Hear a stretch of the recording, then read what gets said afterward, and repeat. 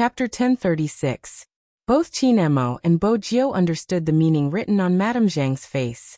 It wasn't because Bo Jiu was well-versed in micro-expressions, but Madame Zhang's expression was obvious and she couldn't help but feel happy about the misunderstanding. Bo Jiu smiled faintly as she straightened her back. Her silver hair fell down and the pure black earrings on her ears gave off a clean and handsome aura. When he walked towards Auntie Zhang, he also had a magnanimous and aggressive look. On the other hand, Qin Emo had been frowning. Madame Zhang shook her head. She looked as though she had understood. She placed the red bean snacks down and glanced at her young master. At this moment, Qin Emo broke into a smile. He glanced at the youngster who had just finished his naughty deed, his tone calm. If you aren't back in 2 hours, I will head to the Fu family's house personally. Brother Emo, with your current status, it isn't suitable for you to mingle with a small organization like the Fu family, really. In order to prevent herself from being carried back, Bo Jiu had to stop him. Qin Emo replied. Oh. He raised his voice. I don't really care. Bo Jiu. There was no way to continue the conversation. In the end, when the youngster left, Qin Emo stood up. When he sent her out, his gaze was so deep that Bo Jiu felt that something wasn't right. Just as she was deep in thought, her phone rang. Bo Jiu glanced at the chauffeur. She didn't pick up the call. After hanging up, she sent a message. There's a change in plans. The 4 words made Hoshino, who was lying on the balcony, sit up. The sun shone on his back, and even his white shirt seemed to be emitting a gentle glow. His slender fingers pressed on it. How did it change? I will be going overseas with Qin Emo tomorrow to act in a movie. I can use this opportunity to escape. Bo Jiu's gaze wasn't fixed on her phone when she typed. Her arms hung down naturally. Even if the chauffeur was sitting in front, he wouldn't notice her message. Hoshino caressed his black hair, his smile warm. MMH, it's convenient overseas. There's a little inconvenient. Bo Jiu took a moment before sending the message. Hoshino walked towards the computer. What is it? I want to kidnap Qin Emo. Since they had started, the next step was straightforward. When Hoshino saw the line of words on his phone, his hand that was about to touch the teacup suddenly stopped. Even his expression was a little different than usual. It was rare to see the vice captain like this. The youth stood there dumbfounded. What was going on? Could it be that the vice captain wasn't satisfied with his performance just now? He did die once, but that was a 1v5. The baby-faced youth was still trembling. Although the vice captain had a good temper. The better the temper, the more chills they would feel when they were disciplining you. What he imagined didn't happen. The youth saw the vice captain put down the teacup in his hand and paused for a moment. Then he pressed the phone a few times as if he was replying to someone's message. The baby-faced man didn't understand.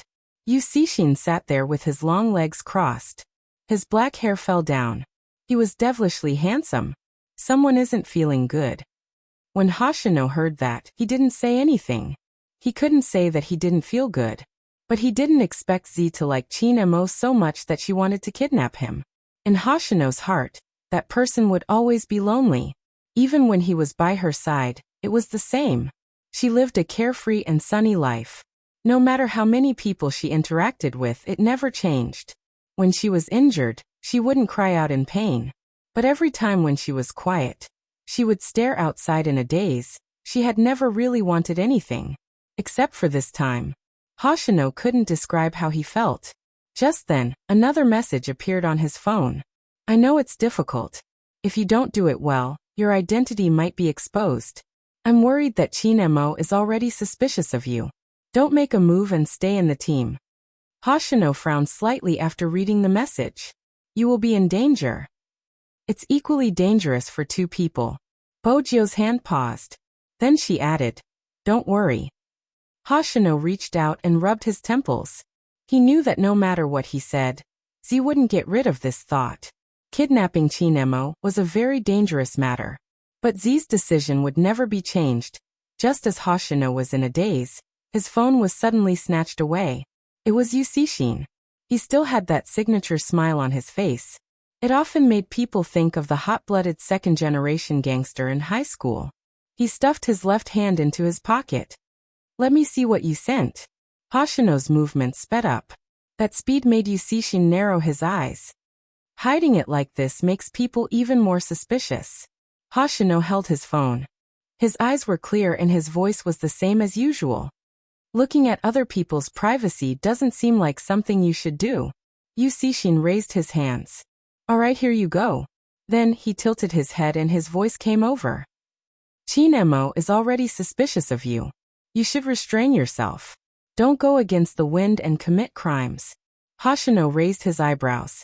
He was as gentle as jade and elegant as a gentleman. All right. He agreed so readily that Yu Cixin didn't know what else to say. The baby-faced person watched this scene. He felt that there was something strange between his captain and vice-captain, but he couldn't tell what was strange. 10:30 p.m. Fu Group. In the end, there were waves of heavy losses. Fu Group wasn't as glorious as it used to be. Fu Ximing, the young master who could have gotten all of Fu Group's shares just by waiting, also participated in the fight for the shares. He had already contacted many shareholders in private. During this meeting, he had to make that useless person leave with his mother. That was because he had long been prepared. In addition, Fu Zhongyi had been collecting a lot of dirt on his son. Hence, when this pair of father and son appeared, they were extremely confident. As the saying went, with a stepmother, there would be a stepfather. Fu Zhongyi had always been a scumbag. Even though they were both his children, he had never felt any guilt towards his eldest son. When Bojio didn't know anything, he wasn't willing to talk about his son at all. When others talked about him, there was a complete rejection and slight disgust in his eyes. Now that Bojio knew everything, he didn't have any thoughts of repentance. Instead, he participated in every dirt on Spade Z. When he treated Fu Ximing, he wanted to leave everything to him. He had never stopped praising him. The worst thing about Fu Zhongyi wasn't that he had betrayed his marriage with He Honghua. The worst thing about him was that he had abandoned his wife and son, forcing them into a corner. He had long forgotten that if it hadn't been for He Honghua, there wouldn't have been the Fu Group today. He had forced people to their deaths at every turn. He was ruthless and inhumane. But that was how humans were. In the face of huge benefits, no one would show their humanity. Some of the shareholders sitting in the office were the same. He Honghua was still flipping through the documents. When she saw Fu Ximing enter, her eyes dimmed. Unrelated people don't have the right to participate in the board meeting. Fu Zhongyi didn't even look at He Honghua as he led Fu Ximing to a seat. There are no unrelated people here. Ximing now has shares of the Fu Corporation. You probably don't know this, but the change in ownership this time is going to be drastic. Alright, Ximing, tell me about some of the videos you've obtained. Those who have tarnished the reputation of the Fu Corporation, no matter how high their positions are, should be expelled. Alright. Fu Ximing stood up. During this period of time, because of that trash, everything he did wasn't going smoothly. Especially after that trash won the National League, he would be compared by the people around him. He knew better than anyone what that trash was like in the past. He was a piece of trash that couldn't be helped. He didn't know how he had gotten to where he was today, because of young Master Qin. Now was the time to let everyone know what kind of person he was. Fu Ximing turned on his laptop and projected some photos on the projector. He said in a dignified manner, "These are the things I got. Big Brother's private life has always been messy. As long as he doesn't go overboard, no one will care about him. However, the Fu Corporation can't have such a shareholder who painstakingly pours himself on men. Even outsiders say that the Fu Corporation became famous because of this. I think it's worth everyone to think about this. After all, the most important thing in doing business is reputation." Compared to He Honghua in the past, she was much calmer now. She sat in her seat without much emotion on her face, but her words were cold. Speaking of reputation, everyone in the marketing and operation department knows that all the hot-selling products of the Fu Corporation, or the companies that are contacting us, are all because of Spade Z's name. Besides, I have never heard of anyone claiming that the Fu Corporation relied on others to get their hands on us. As for you, you have been using the fact that I am Spade Z's younger brother to open up your circle of friends in the business world. This topic has been spreading like wildfire in the industry. Ximing, your brother's reputation is so bad. Why are you still using him? Fu Ximing's face turned red and white when he was interrupted. He didn't expect that a certain son had taught He Honghua that the business world was like war. Only by knowing yourself and your enemy could you win 100 battles. The thing that Fu Ximing didn't want others to know was exposed like this. Also, the gazes around them had obviously changed. Chapter 1037. My dear nephew's words are reasonable. Just as He Honghua was about to say something, a man in his 50s interrupted her with a smile. I don't deny the benefits brought by Spadesy's name, but when doing business, we have to pay attention to variables. Originally, this matter would have been settled, and we wouldn't have interfered, right? But now everything will be announced in the afternoon. When that happens, Spadesy's name won't be able to bring benefits to the company. Honghua, let me say something from a neutral point of view. Sometimes you really need to discipline our young Master Fu. I know you guys have a lot of shares now and your words are tough, but this isn't how the company does things. You have to understand the people sitting here. Some things have gone overboard, and we will consider withdrawing our investment. I think so too. The company's reputation will definitely be affected when there's a problem with the shareholders. It doesn't matter how much we received in the past. The most important thing is that there's a problem now. Since there's a problem, I think we have to deal with it. At the very least, we have to get our young Master Fu to explain himself. Don't you agree? Yeah, once this matter blows up, we are also worried about whether we can get our money back. When He Honghua heard this, she felt disgusted. These people, how could they be so shameless? All the customer analysis is on the data. The profits brought by Spadesy's name are enough for you to get a year's worth of dividends without doing anything. Are you asking for an explanation? You are using withdrawing your investment to pressure us. When the man in his 50s heard this, he spoke again. When have we ever pressured you? Your misunderstanding is really displeasing. Honghua, I am starting to doubt whether you are suitable to be the chairman of the board of directors.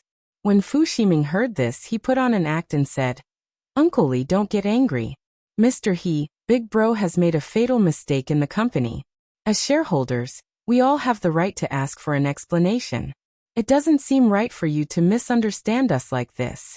No matter how big of a grudge you have against me in private, you don't want to see me here.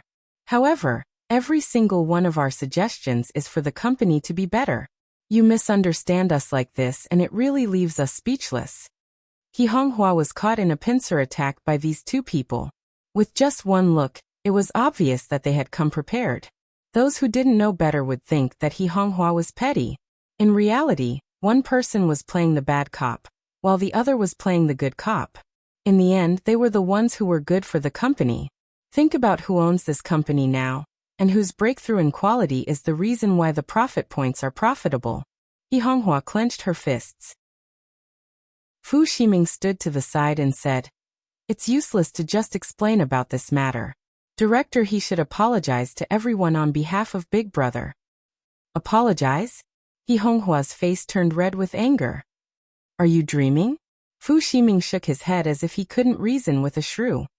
Forget it, nephew. It's useless for you to say so much to her. If you were the CEO of the company, I wouldn't have to worry so much. The man stood up and was about to leave. He had no intention of respecting He Honghua at all. I can't attend this shareholders' meeting anymore. I'll come back after I see some sincerity.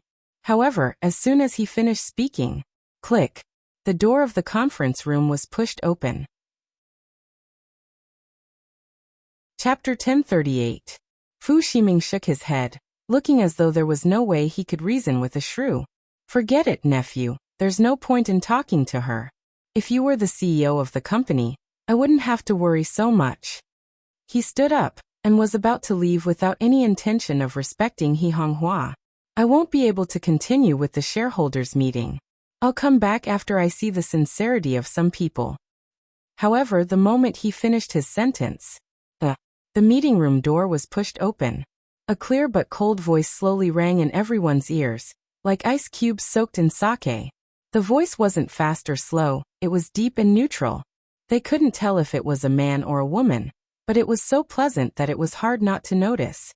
There's no need for that. From today onwards, Boss Lee, you're kicked out. That one sentence broke the silence. In an instant, Everyone turned to look at the source of the voice. A youngster stood there. Her silver hair matched perfectly with the suit. Her collar wasn't tied tightly, instead, it was slightly loosened. Her tall and slender figure was cut by the light. She was elegant and handsome, a living young master of an aristocratic family.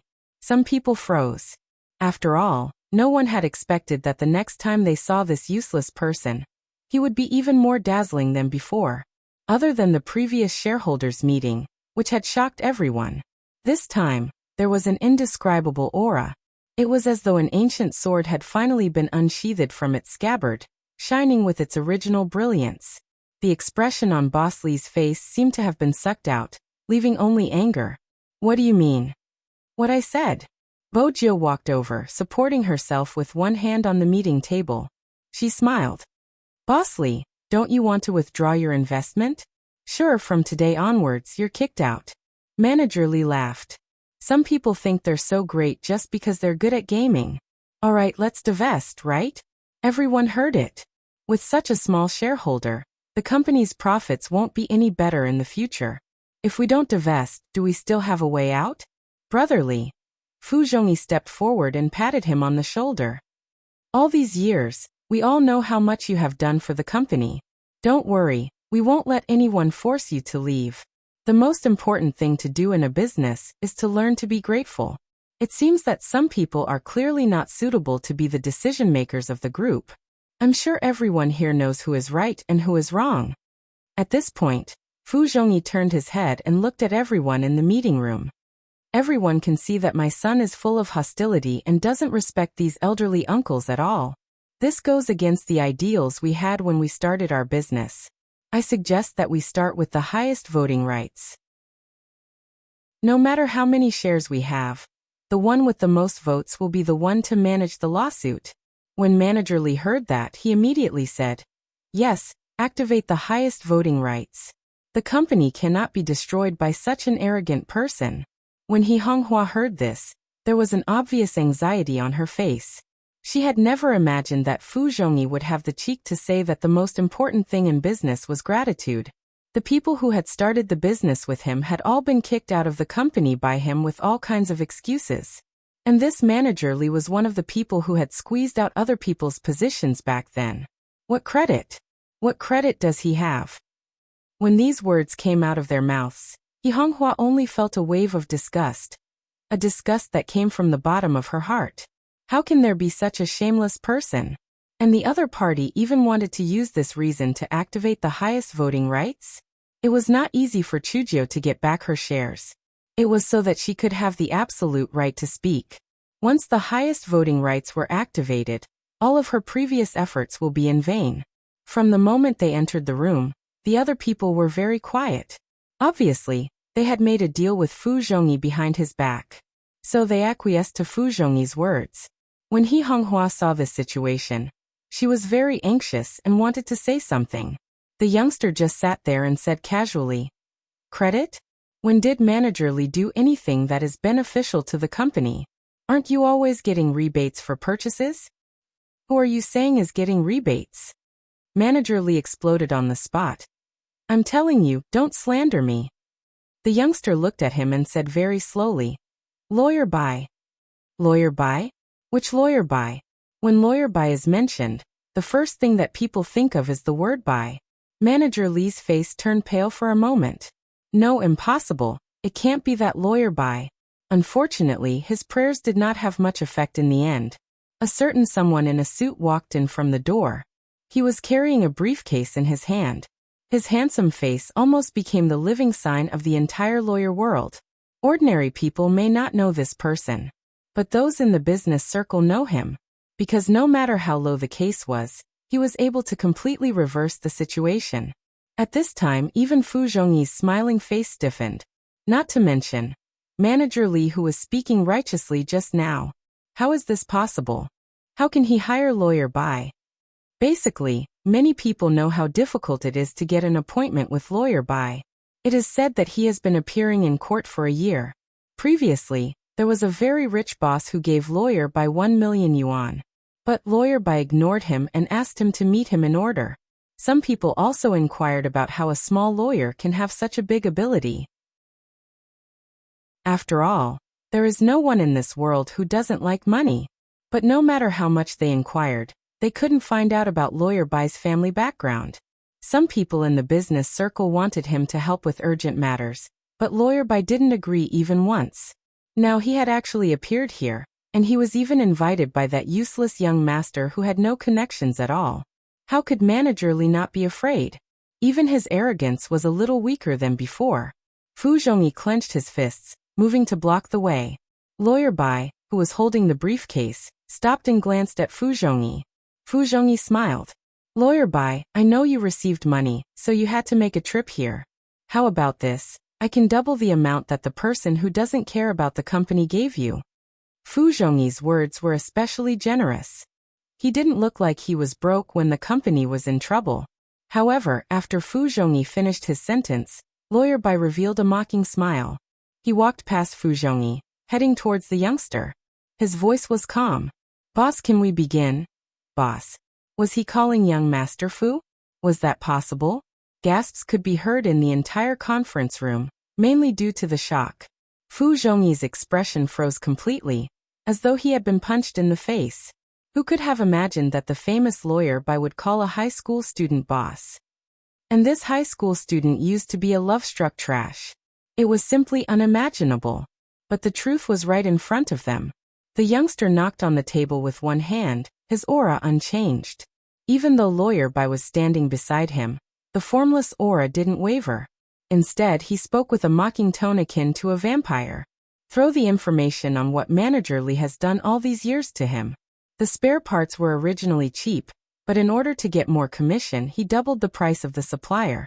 No wonder the Fu Corporation's profits are so low. From the start, someone has disregarded the company's profits and reaped huge benefits. According to the company's rules, the shareholder with the biggest share has the right to kick out the shareholder who damages the company. After being exposed of what he had been doing recently, Manager Li's expression changed. It was as if all the blood had drained from his face. But that wasn't the end. The youngster got Lawyer Bai to print out all the relevant information, handing a copy to each of the shareholders. Bojio continued. You can come in and take him away. The other shareholders glanced at each other. They had assumed it was the usual security guards who had come to take him away. When they saw that the person who came was wearing a police uniform and handcuffs, all of their foreheads broke out in cold sweat. Manager Li's eyes widened. Lawyer Bai pushed his spectacles up his nose, his tone calm and emotionless. As Mr. Li had embezzled a huge sum of money during his work, from today onwards, we have officially filed a lawsuit against him. It seems like there's a conclusion. Which meant that the police had verified the information and were here to arrest him. Boss Li was really done for this time. Relatively speaking, Fu Zhongyi and Fu Ximing's plan had been disrupted halfway. Some of them watched as Manager Li was brought out. They had already lost half of their courage. Besides, this wasn't the end. The youngster on the boss's chair laughed again, her tone calm. I heard someone wants to withdraw his investment? Which uncle is it? Stand up for me. The fat man who had helped Manager Li and Fu Zhongyi to suppress He Honghua was sweating profusely. The sound of the metal cuffs on Manager Li's hands made him feel as though he was going to end up the same way. He had only taken Fu Zhongyi's money and helped them verbally. He had no intention of withdrawing his investment. After all, there were 3 or 4 people who wanted to rebel. In the current Fu Corporation, if they didn't do something, they could be eliminated at any time. This wasn't the life they wanted. They just wanted money. They didn't want to do anything. Fu Zhongyi had clearly said that as long as he could regain control of the Fu Corporation, his dividends would increase by 20%, and even his position would rise. But he had never expected things to turn out this way. Chapter 1039. Boss Zhang. The youngster's voice was as pleasant as ever, carrying a hint of indolence and coldness. The fat man who was pointed at trembled and stared at his wrists as if they had been handcuffed. After all, Manager Li was able to successfully get so many rebates because he had a hand in it. Why aren't you speaking? Bojio glanced at him, her lips lifting. Weren't you the one who wanted to withdraw your investment? Fat Head and Big Ears raised his hand, wiping the sweat off his forehead as he replied anxiously. And no, you didn't. Bo Jiu stood up and walked over. She bent down and placed both her hands on Fatty and Fu Ximing's chair. The sunlight fell on her lips, making her look like a devil that had walked out of the darkness. Elegant, handsome, but dangerous. I heard that someone wanted me to apologize? Fu Ximing's eyes lit up. That's right. I heard that someone wanted me to apologize? Fat Head and Big Ears trembled again. For some reason, he felt a chill down his spine when he heard the youngster's voice. It was probably because of the fear in his heart. In addition, this person was usually timid. When the higher-ups pressured him to do some things, he would not do it. This resulted in the current situation where people got a lot of kickbacks. Of course, it was also because of his greed. But even so, in that instant, he couldn't explain the oppressive aura he felt from the youngster. Change. The only feeling he had was that this wastrel, the useless young master they had never been able to trust, was really different from before. The previous change in the shares wasn't a coincidence. Boss Zhang was so afraid he didn't know what to say. Fu Ximing was still as arrogant as ever, glancing over. Big brother, shouldn't you apologize for ruining our company's reputation with your usual actions? Our company? Bo Jiu smiled. It seems like you aren't clear who this company belongs to. Fu Ximing scoffed. Big brother, I think you are the one who isn't clear. I already have shares in Fu Group, so of course it belongs to our company. Bo Jiu arched a brow. Lawyer Bai, please show everyone the restructured company structure. Lawyer Bai took over Fu Ximing's previous position and inserted the USB drive into the projector. A document was projected out, and it was written in black and white, clearly stating the changes to the company. As the document unfolded, both Fu Ximing and Fu Zhongyi's faces darkened. Fu Zhongyi could no longer pretend to be magnanimous. He slammed the table with his right hand. Nonsense. What nonsense? What do you mean by the distribution of shares will be based on performance? You even gave shares to some employees? What are you doing? Do you want all of us to withdraw our investments? Sure. The young man's words landed on Fu Zhongyi's head. Fu Zhongyi looked like he couldn't believe his ears. He paused and said, What did you say? You can withdraw your investment. Bo Jiu's posture didn't change, but her gaze was as sharp as ice. Let me take this opportunity to tell you something, Boss Fu. You don't have to threaten me with withdrawing my investment. To put it simply, I have money. Fu Zhongyi's breathing changed when he heard the outrageous words. You mean you want to force us, the old board members, to leave? Fine. I want to see how you are going to operate without our funds. You will be begging us then. Lawyer Bai pushed his spectacles up the bridge of his nose, reminding him. Boss Fu, you probably haven't finished reading the document boss asked me to draft. Boss Fu, you can continue reading. With that, Lawyer Bai moved the mouse. The youngster's investment was clearly stated on the document. The numbers weren't mentioned. However, there was one thing. Everyone was stunned when they saw the string of numbers. The entire meeting room was extremely quiet. It was so quiet that one could hear a pin drop on the ground. It was too much. It was really too much. The string of numbers was so many that He Honghua's eyes widened. Her expression was filled with shock. Her Jiu, when did she get so much money? Was there such a huge prize for winning an esports competition? This amount was enough to buy 3 Fu enterprises. That meant it was 5 times the amount Fu Zhongyi and the rest had. He Honghua's first reaction was to turn towards her Jiu. The youngster stilled, reaching out to caress her nose. Bo Jiu retracted her sharpness when she faced He Honghua. At this moment, both Fu Zhongyi and Fu Ximing's expressions were ugly. They said they wanted to withdraw their investment, but they used the money to force it back. More importantly, when did this useless person get so much money? Fu Zhongyi was the most frustrated. If he had known this would happen, he wouldn't have been so adamant. He wouldn't have gone against his eldest son all the time. Now that things had escalated to such a state, how was he going to resolve this? When Fu Ximing saw Fu Zhongyi's expression, he knew his father was going to change his mind. He clenched his fists, wanting to say something. Just then the meeting was interrupted. Sorry for the interruption. Everyone turned towards the source of the voice. The man was dressed in a suit, holding a document in his hands as he walked towards her. Young Master Gio, I'm from the Chin Group. This is the investment from Boss Chin. It's 520991314. It's not a lot. Boss Chin said that it represents his sincerity. 500 million. Not a lot. That was the first reaction of the shareholders.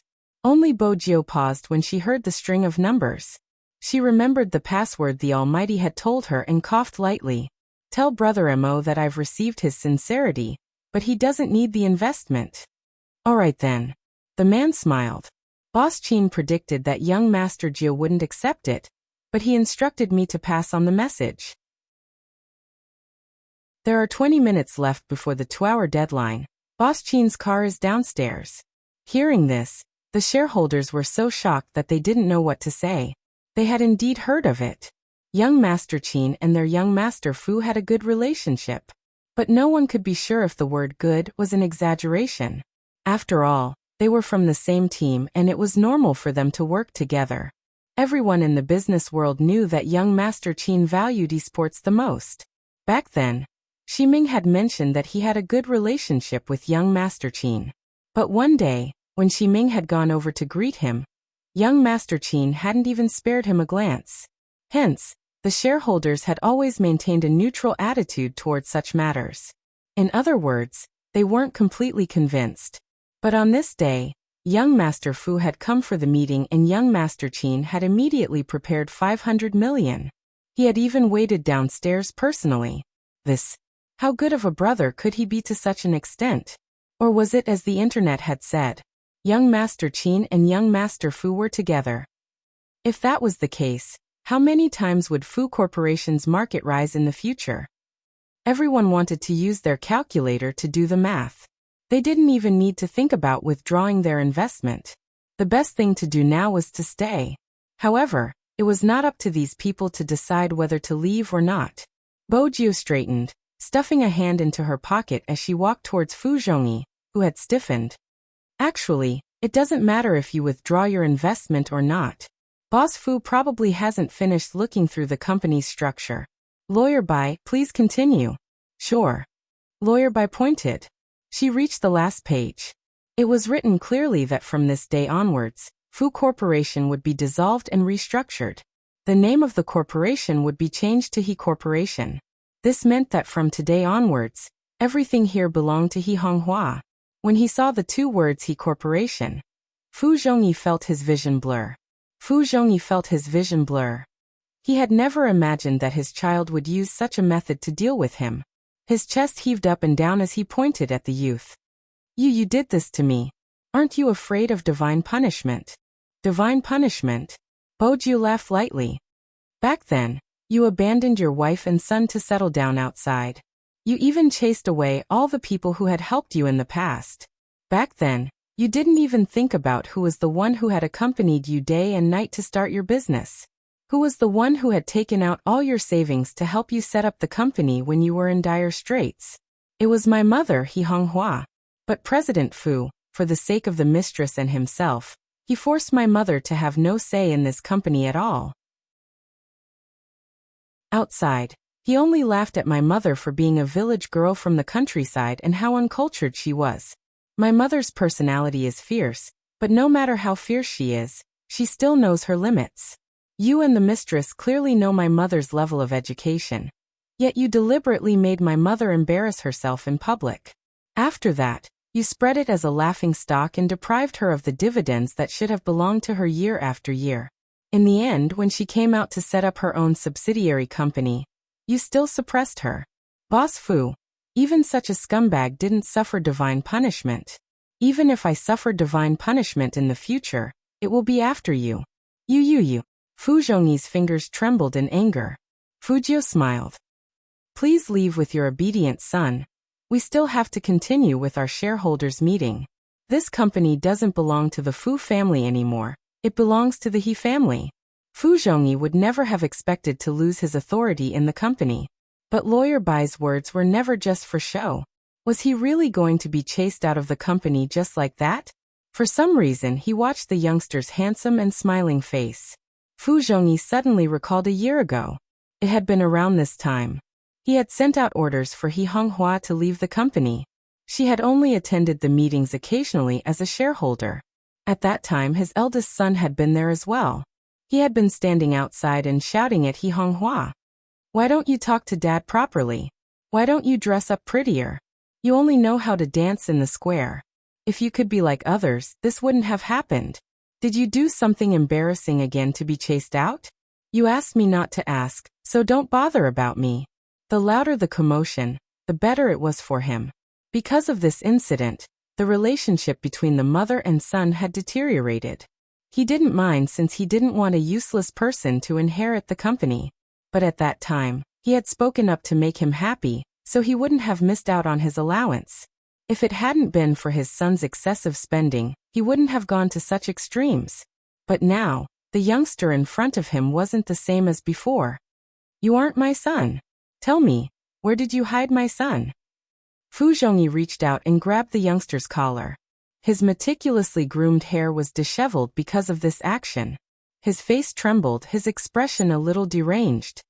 "He is clearly a useless person. Who exactly are you?" Bojio didn't move, allowing him to roar. One of her hands was still in her pocket, her cold and handsome face sweeping them a glance. She looked like a noble vampire looking down from above. "I am someone who crawled out from hell. My job is to destroy ungrateful scum like you." Fu Zhongyi's entire body trembled. At that moment, it was as though he had seen a devil. His eyes shook violently, as though he had been shaken by something. His grip on his collar loosened gradually. Fu Ximing was smart.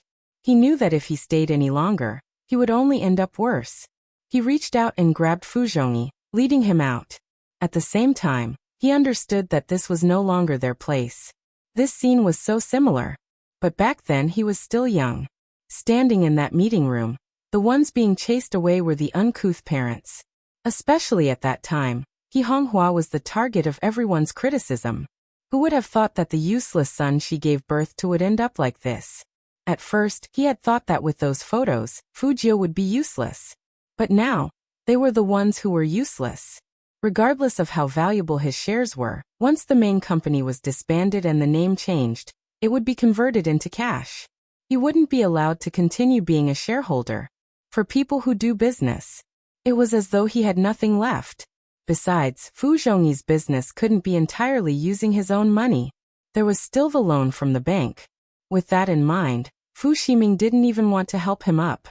Why was his father, who used to be so pleasing to the eye, a burden now? Fu Zhongyi was infuriated. He wanted to turn and analyze the situation with his beloved son, but he realized that Fu Ximing's gaze had changed. He had seen that gaze many times, because he had looked at He Honghua and Bojio with the same gaze. Disdain, as though he was looking at a piece of dog skin plaster that would stick to him.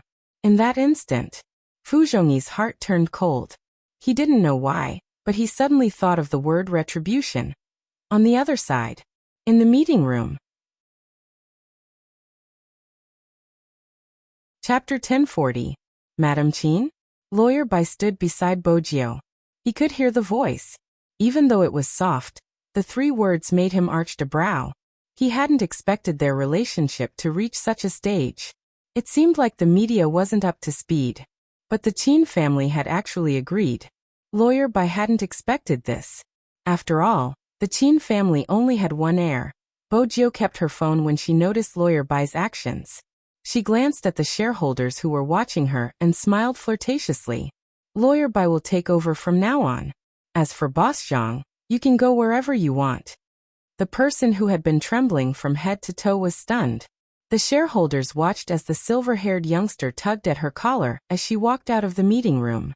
Her arrogance seemed to have sealed He Honghua's position from now on. Just as Bojio had said, from now on, this place belonged to He Honghua. The employees who had been working there for many years were the happiest ones. At this moment, the technical executives who had wanted to jump ship to another company threw their resignation letters into the bin. There were also those business managers who were running business outside, drinking so much that they were puking on the toilet. After receiving the news, They were immediately stunned. Countless times, he had asked himself if it was worth it. He was the one who dealt with the company's clients, but he couldn't compare to the connections that came from relatives. He had asked Fu Zhongyi about it, but every time, Boss Fu had replied that the company wouldn't mistreat him. He had to work hard and be content. One day he would be successful. Content. He had worked so hard, but he still couldn't compare to someone with connections. He had been loyal to the company for 5 years, and even till now, he had been renting a house. Every time he drank so much that he would have a headache, even when he slept. He had been wondering if he should return to his hometown. But back then, when he had left school, he had told himself in high spirits that he wanted to settle down in this city, so that he wouldn't let his parents down. But 1 year passed after another.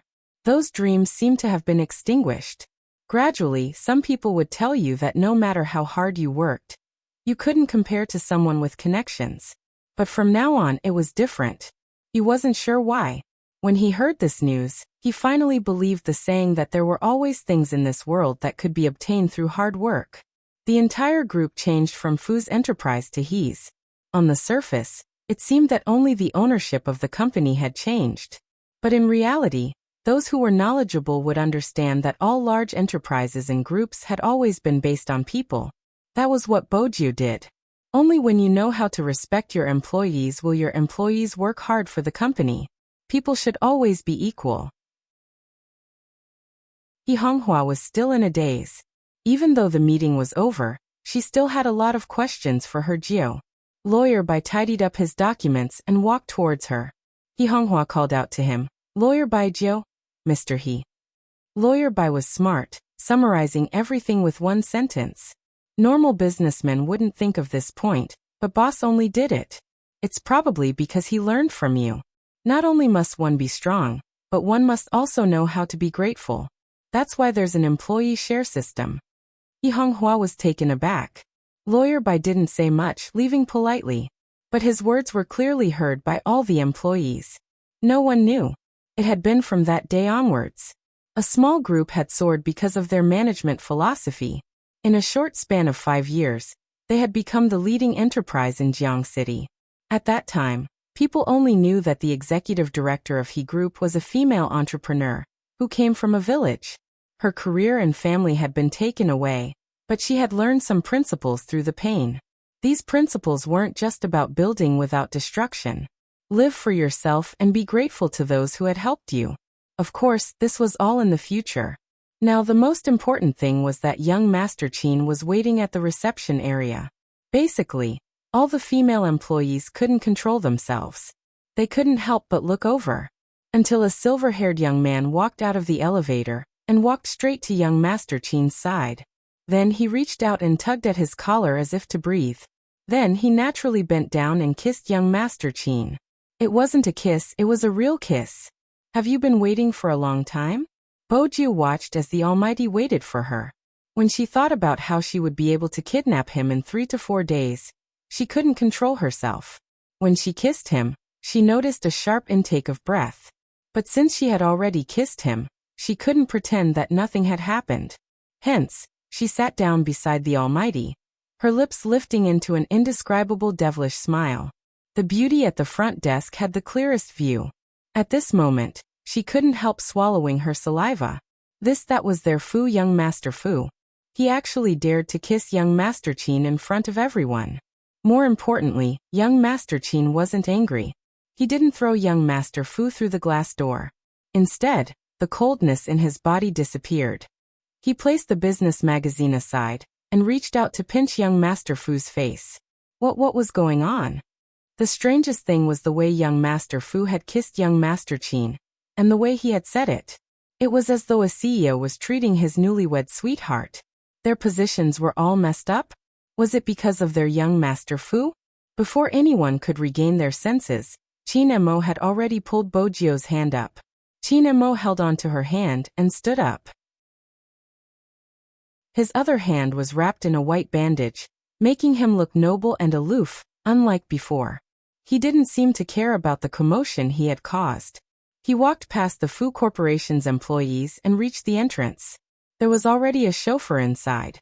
The car didn't look very eye-catching from the outside. Compared to the cars in the Chin family's garage, this was probably the most low-profile. Bojio noticed it, but didn't think much about it. Only when they boarded the car did the Almighty say, "To a university." Bojio arched a brow. A university? To meet the headmaster. Chin Emo supported his chin, his voice indescribably lazy. "You will fail if you don't attend classes for a long period of time." That was when Bojio remembered that the Almighty hadn't graduated. But the Almighty never attended classes.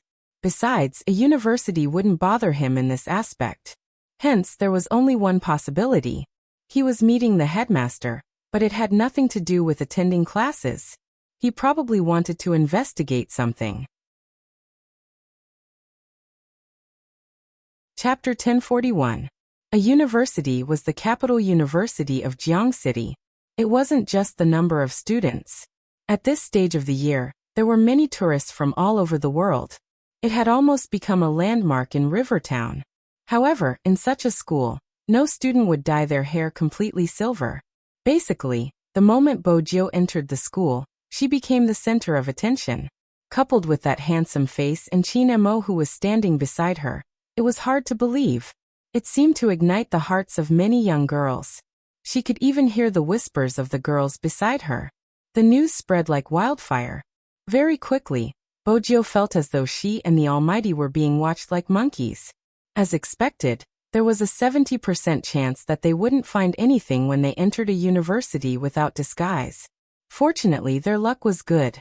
Just as Bojio was feeling thirsty, she found a vending machine and bent over to buy a bottle of water.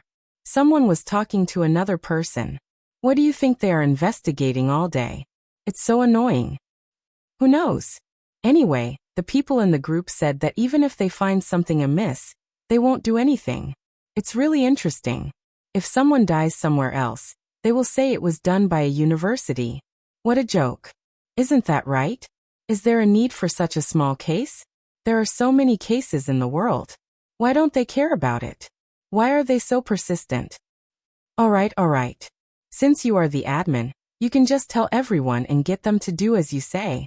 2 days ago, someone mentioned that there was something wrong with my group and asked me to kick it out. Good job. It's troublesome to watch if you don't kick it. I saw what the person said. He is quite good at finding evidence. He said that you aren't a fan of Spadesy, and that you shouldn't use Spadesy's name to attract fans. What's wrong with my group? It's just a name. We didn't say anything about Spadesy. We just wanted to talk about the game. How is that attracting fans? Bojio straightened. She was still holding on to the can of cold drink. When she glanced up, she met their gaze. It was obvious that they had seen what Spadesy looked like. After the National League, Bojio's appearance was no longer a secret. Besides, it was hard not to notice that head of silver hair. The two people who were still discussing immediately quieted down. Bojio walked towards them and stopped. She said nonchalantly, "Then you should change the group name and information. Let's see how many people will join your group." That person's face alternated between red and white. In the end, he scoffed and said, "Esports players nowadays really make people uncomfortable. They're simply sick." Who said anything? They just want me to change the information.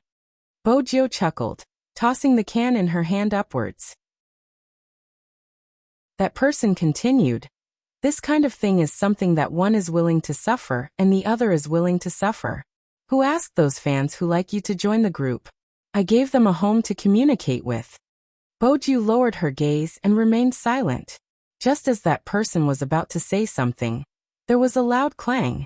An oncoming can slid past her cheek and smashed into the wall behind her. That kind of strength caused an echo. The girl froze, her face flushed red. The pain caused her expression to change instantly. She pointed at Bojio furiously. You, what did I do? Why are you pointing at me?" The youngster asked calmly. But his words. The girl clenched her fists, wanting to say something. Bojio tilted her head to send a WeChat message. "Brother Emo, there's something strange here. Do you want to come over and take a look?" "Huh?" The girl laughed. "You're looking for Almighty Chin for such a small matter? You're really Almighty Chin." Bojio played with her phone. She glanced at the girl and smiled. "I'm sure you aren't her." But even if you aren't, you should be the one being led. You are still useful. Once we follow the clues, we will be able to find out who the person with mediocre skills is. She's sick. The girl didn't understand what Bojio was talking about. She just felt that there was something wrong with her. When Chinemo walked over with the headmaster and the plainclothes officer, the girl's expression changed. She didn't think she had done anything wrong. Using money to oppress others, how disgusting. Using money to pressure others, how disgusting. In her eyes, the two of them were like that. Chinemo tilted his head slightly before he retracted his gaze and looked at her. What's so strange? Bojio opened her mouth, her words causing the headmaster's expression to change. The maiden's sacrifice will be restarted in a university. Little friend, you can't talk nonsense. No school director would want to hear this kind of news. Chinmo's expression didn't change at all. Director, let her finish. Using the internet to attract some people to a private platform. There are many types of private platforms. They might seem ordinary, but in reality, they are breeding grounds. Through communication, hints are usually planted in people's hearts unknowingly. People who follow the crowd are easily influenced. Besides, in China, there aren't many people who have faith and don't believe in karma. They have a weak sense of right and wrong. Regardless of whether it's their actions or words, they are based on their own perspective. They can't see the pain of others and build their happiness recklessly.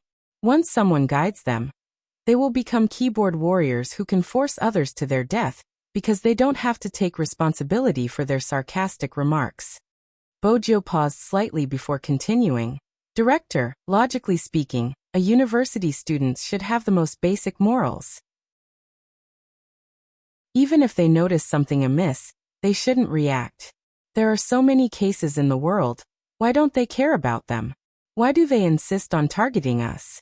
I didn't expect these words to come out of the mouths of the students of a university. Investigating the case was for protection, but in their eyes, it had been twisted into something else. They were using the group chat to influence others. How many students like her were there in a university? I should investigate further. This was one of the reasons. Secondly, perhaps this student could explain if there were any acquaintances beside her. The headmaster understood, but he didn't want to understand. As a senior, he smiled. Isn't that a little too scary? Oh. Bojio laughed lightly. Director, you can wait and see if you don't believe me. Before the headmaster could reply, the headmaster spoke. Chapter 1042. The girl couldn't see herself, just like how a selfish person wouldn't feel that they were selfish. The most disappointed person was probably the crime squad member who had been standing at the side. Most of the time. Perhaps that was the case. Even if they tried their best, it would still be misinterpreted. That was the greatest helplessness. Bojio didn't speak, her eyes darkening. The girl smirked and was about to say something when a cold voice came from beside her. Can I trouble Director Liu to inform the students' parents? The investigation will take some time. Also, we need to make a trip to the female dormitory. All right. The moment Chinemo spoke, Director Liu realized the severity of the situation. After all, Chinemo had been a specially enrolled student in a university. Back then, Chinemo had been a specially enrolled student because he had achieved a certain level of attainment in criminal psychology. At that time, almost all the reputable universities had been fighting for him. There had even been professors from overseas who had personally contacted Chinemo, inviting him to their school. But he had come from the Red Army courtyard, and the Qin family had always requested for him to stay in China after he came of age. Chinemo had been determined to stay in China and protect his country. Hence, many professors from reputable universities had expressed their regrets. That was how a university had managed to recruit him, which meant that Chinemo had sensed something was amiss. There was definitely a problem. But the girl didn't know that. Her face flushed red, looking extremely aggrieved. Why did you have to inform my parents? You think you can disregard other people's morals just because your family is rich? Chinemo finally lifted his lids, his voice calm. Do you even have a personality? The girl froze. Chinemo wasn't done. Getting into a university doesn't mean you're a good person. Cooperating with the investigation is the duty of every citizen. If you didn't learn it in primary school, you can read more junior high textbooks. Someone like you probably won't cooperate with the investigation. I'm informing your parents so that they can bail you out. If you don't need it, I won't force you. A reverse personality is indeed suitable to stay in the police station.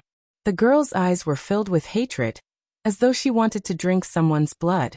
Perhaps that was the case. It wasn't scary to make a mistake. It was the unwillingness to repent after making a mistake. That was why it was terrifying. The dean listened to the entire process from the side, and couldn't help but be a little stunned. He really didn't think that there would be such a student in a university. It made him feel a chill on the back of his neck. It would be dark in a few hours.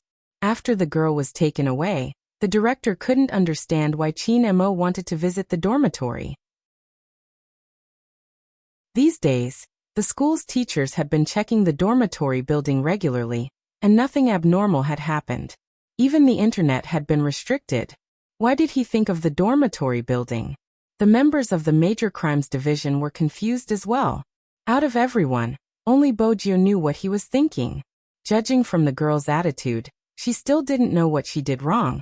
So how could she cooperate with the investigation? The fastest way was no longer to interrogate, but to lock onto possible targets. Now that a university was so strict, it was inconvenient for the person who impersonated her to move around, so she simply found someone else to do what she wanted to do. Judging from the girl's behavior, she wasn't someone who stayed by her side for a long time, so she wouldn't be affected to this extent. Therefore, the fastest way was to start from the dormitory, which meant that the fake Z was most likely the girl's roommate. The female dormitory was much cleaner than the male dormitory. Especially in a capital city like a university, the facilities and conditions were superior. The corridors were clean, and there weren't many people walking around. This was probably the difference between high school and university. But even so, when the two of them walked in, many girls shrieked in excitement. They couldn't help but scream. First, Chin Mo's face was always handsome and fairy-like no matter the time. Even when he walked, there seemed to be an aura around him, making it hard not to notice him. Also, Bojio rarely wore suits. Now he stuffed a hand into his pocket, his body tall and slender. His collar was half pulled, his silver hair falling down, and the slight smile on his face made him look like a prince. A girl with a face mask was about to knock on the door next door, but when she saw Chin Mo, she shrank back with a yelp. Then she jumped back, covering her face with both hands, feeling shy and surprised. Moreover, Big Spade was standing beside Almighty Chin. Gosh, how lucky was she to be able to see her two almighties today? No, that wasn't right. How stupid was she to have to wear a face mask like a man? At this moment, Bojio only had one thought. Indeed, she should have worn a face mask. Especially the Almighty, he was too lethal. If this continued, it would be easy to alert the enemy. There were people taking photos with their phones. The headmaster and the crime squad wanted to stop them. But it was inevitable that the photos would be leaked. In less than a minute, the topic became a hot topic. Esports Prince Charming accidentally enters female dormitory. Such a topic was bound to go viral. When someone clicked on it and saw the photos, the Weibo account was flooded with comments. Dearest, is there a clearer photo? Is there a photo of Almighty Chin's face? Big Spade and Almighty Chin entered the female dormitory together? Is it fake? After the appraisal, it might be real. That handsome silver short hair and the way he walks, it does resemble my Big Spade. I've never felt so blessed living in a university. The coordinates are the female dormitory. It means I'm looking at the two almighties. The popularity didn't seem to be decreasing. It was just like the screams coming from the dormitory corridor. Even the headmaster's authority couldn't suppress the commotion from the surrounding students. There was only one thought in his mind. It was difficult to move an inch with the two of them together. Outside the dormitory, many people started to run into the building, worried that they wouldn't be able to watch. Only one person, who was about to return to the dormitory with a book in his hand, paused at this moment. Seeing this scene, he pulled the person beside him and said, "Student, may I ask what's going on?" Why are they all running towards the dormitory building? Don't you know? Supreme Alliance's two almighties are here. They're in our dormitory. The girl's face was flushed when she spoke, clearly agitated. The person who heard her froze, the fingertips of her other hand digging deep into her book. She was confused. Supreme Alliance's two almighties? Young Master Qin and Spadesy. The girl glanced towards the dormitory, her face filled with excitement. I'm going in first. All right. The person released her hand, turning over, her gaze flickering. Who else could it be other than Fanjia? The girl was puzzled. Aren't you going back as well? I suddenly remembered that I forgot my dormitory key. Fanjia forced a smile, still a little stiff. I have to go back to the classroom to get it. You can go back to get it after you've seen it. It's a rare opportunity. The girl was a warm-hearted person, wanting to pull her in. There was a loud slap. Fanjia flung her hand away forcefully. The sound made the girl feel embarrassed. Sorry, me too. I'm not going, you can go. Fanjia cut her off, not even bothering to give her a perfunctory smile, turning to leave. The girl didn't mind. All she wanted to do now was to see her almighty. Fanjia, who had changed directions, felt a pressure she had never felt before. She hadn't expected that person to come so quickly. Moreover, he had traced her to the female dormitory. She didn't have anything on her. More importantly, her identification was still in the dormitory. Fanjia wasn't sure how far the other party had gone. Did he already know who she was and was here to arrest her? In that instant, the darkness emanating from Fanjia was extremely obvious. She walked forward, her expression already gloomy to a certain extent. The sudden turn of events had messed up her entire plan, leaving only annoyance. But this was the biggest difference between her and Bojio. If it was the Realzi, even at this stage, she would still be able to determine the crux of the problem and find the key to solving it. For example, if he really knew who she was, he wouldn't have entered the female dormitory. He would have ordered for her arrest. Fanjia had always been confident that she understood Qin Mo the best. But in reality, someone who didn't even have the courage to fight Qin Mo wouldn't understand him the best. She had never been the one to fight Qin Mo fair and square. It was Z, the silver-haired youngster who dared to stand beside Qin Mo, her eyes filled with a devilish laziness. Brother Mo, as an almighty, you shouldn't go through a girl's things. Leave such immoral things to me. The headmaster was a little confused when he heard this. Aren't you a Prince Charming too? Qin Mo didn't bother about her, walking towards one of the beds. At this moment, the headmaster received the information on the 4 students in the dormitory, and was about to place it in Qin Mo's hands. Qin Mo flipped open a book on the wooden table, his voice calm as he interrupted him. How many students with the surname Fan? The headmaster stilled, asking instinctively, how did you know there's a student with the surname Fan? Qin Mo flipped his hand, showing him the signature on the book. The headmaster wanted to say something. The youngster caressed his chin. I think she's called Fanjia. The headmaster. He hadn't said anything. Were they here to get their fortune told? There's a signed receipt in the bin. Bojio stood up, showing the receipt in her hands. But there was something she didn't understand. Brother Mo, why didn't you ask anyone else? Why did you ask Fanjia first? Qin Mo's fingers moved, pointing towards the books on the shelf. The books one likes to read can often reflect a person's personality and heart. Her table is overly clean and she is dressed like a young lady. But the books here have dark backgrounds. It doesn't match a young lady's feelings. Conflict means there's a problem. I see. Bojio smiled lazily. She had learned another trick from the Almighty. But the next second, Qin Mo spoke again. Qin Mo added, the others are basically normal, unlike a certain someone who reads the super pampered Little Wife, Where Are You Going series. The youngster who was still flipping through the books almost slipped. How could he not mention her dark history? He continued nonchalantly, you don't seem to read those books anymore. How did you change your reading habits so easily? Bojio arched a brow, her instincts telling her that it was a trap. She replied casually, I've grown up, my mindset has definitely changed. Is that so? The word that represented uncertainty appeared again. This meant that the Almighty didn't believe her. Bojio was thinking about how she should reply if the Almighty continued to test her. After all, she couldn't afford to be exposed before she left the country. Otherwise, she wouldn't be able to kidnap her. Fortunately, the Almighty only glanced at her once before returning his attention. He turned to the counselor beside him, his voice calm. What's the personality of the student named Fan Jia like? Did anything special happen? Nothing special happened, and she has a cute personality. She gets along well with her roommates. This was the counselor's reply. It wasn't hard to hear the compliments in his tone. Fan Jia had left a good impression. Qin Mo flipped through the book in his hands. Who is Fan Jia's best friend? Best friend? The counselor took a moment to recall, a confused expression on his face. I don't think so. She doesn't like to participate in group activities. Bojio arched a brow. She got along well with her roommates but didn't have any close friends and didn't participate in group activities. That itself was strange. Qin Mo noticed it as well, asking, when did she start school? She started school early, but because she wasn't feeling well. She only started classes half a year after school started. She seems like a rich girl. The counselor was still confused.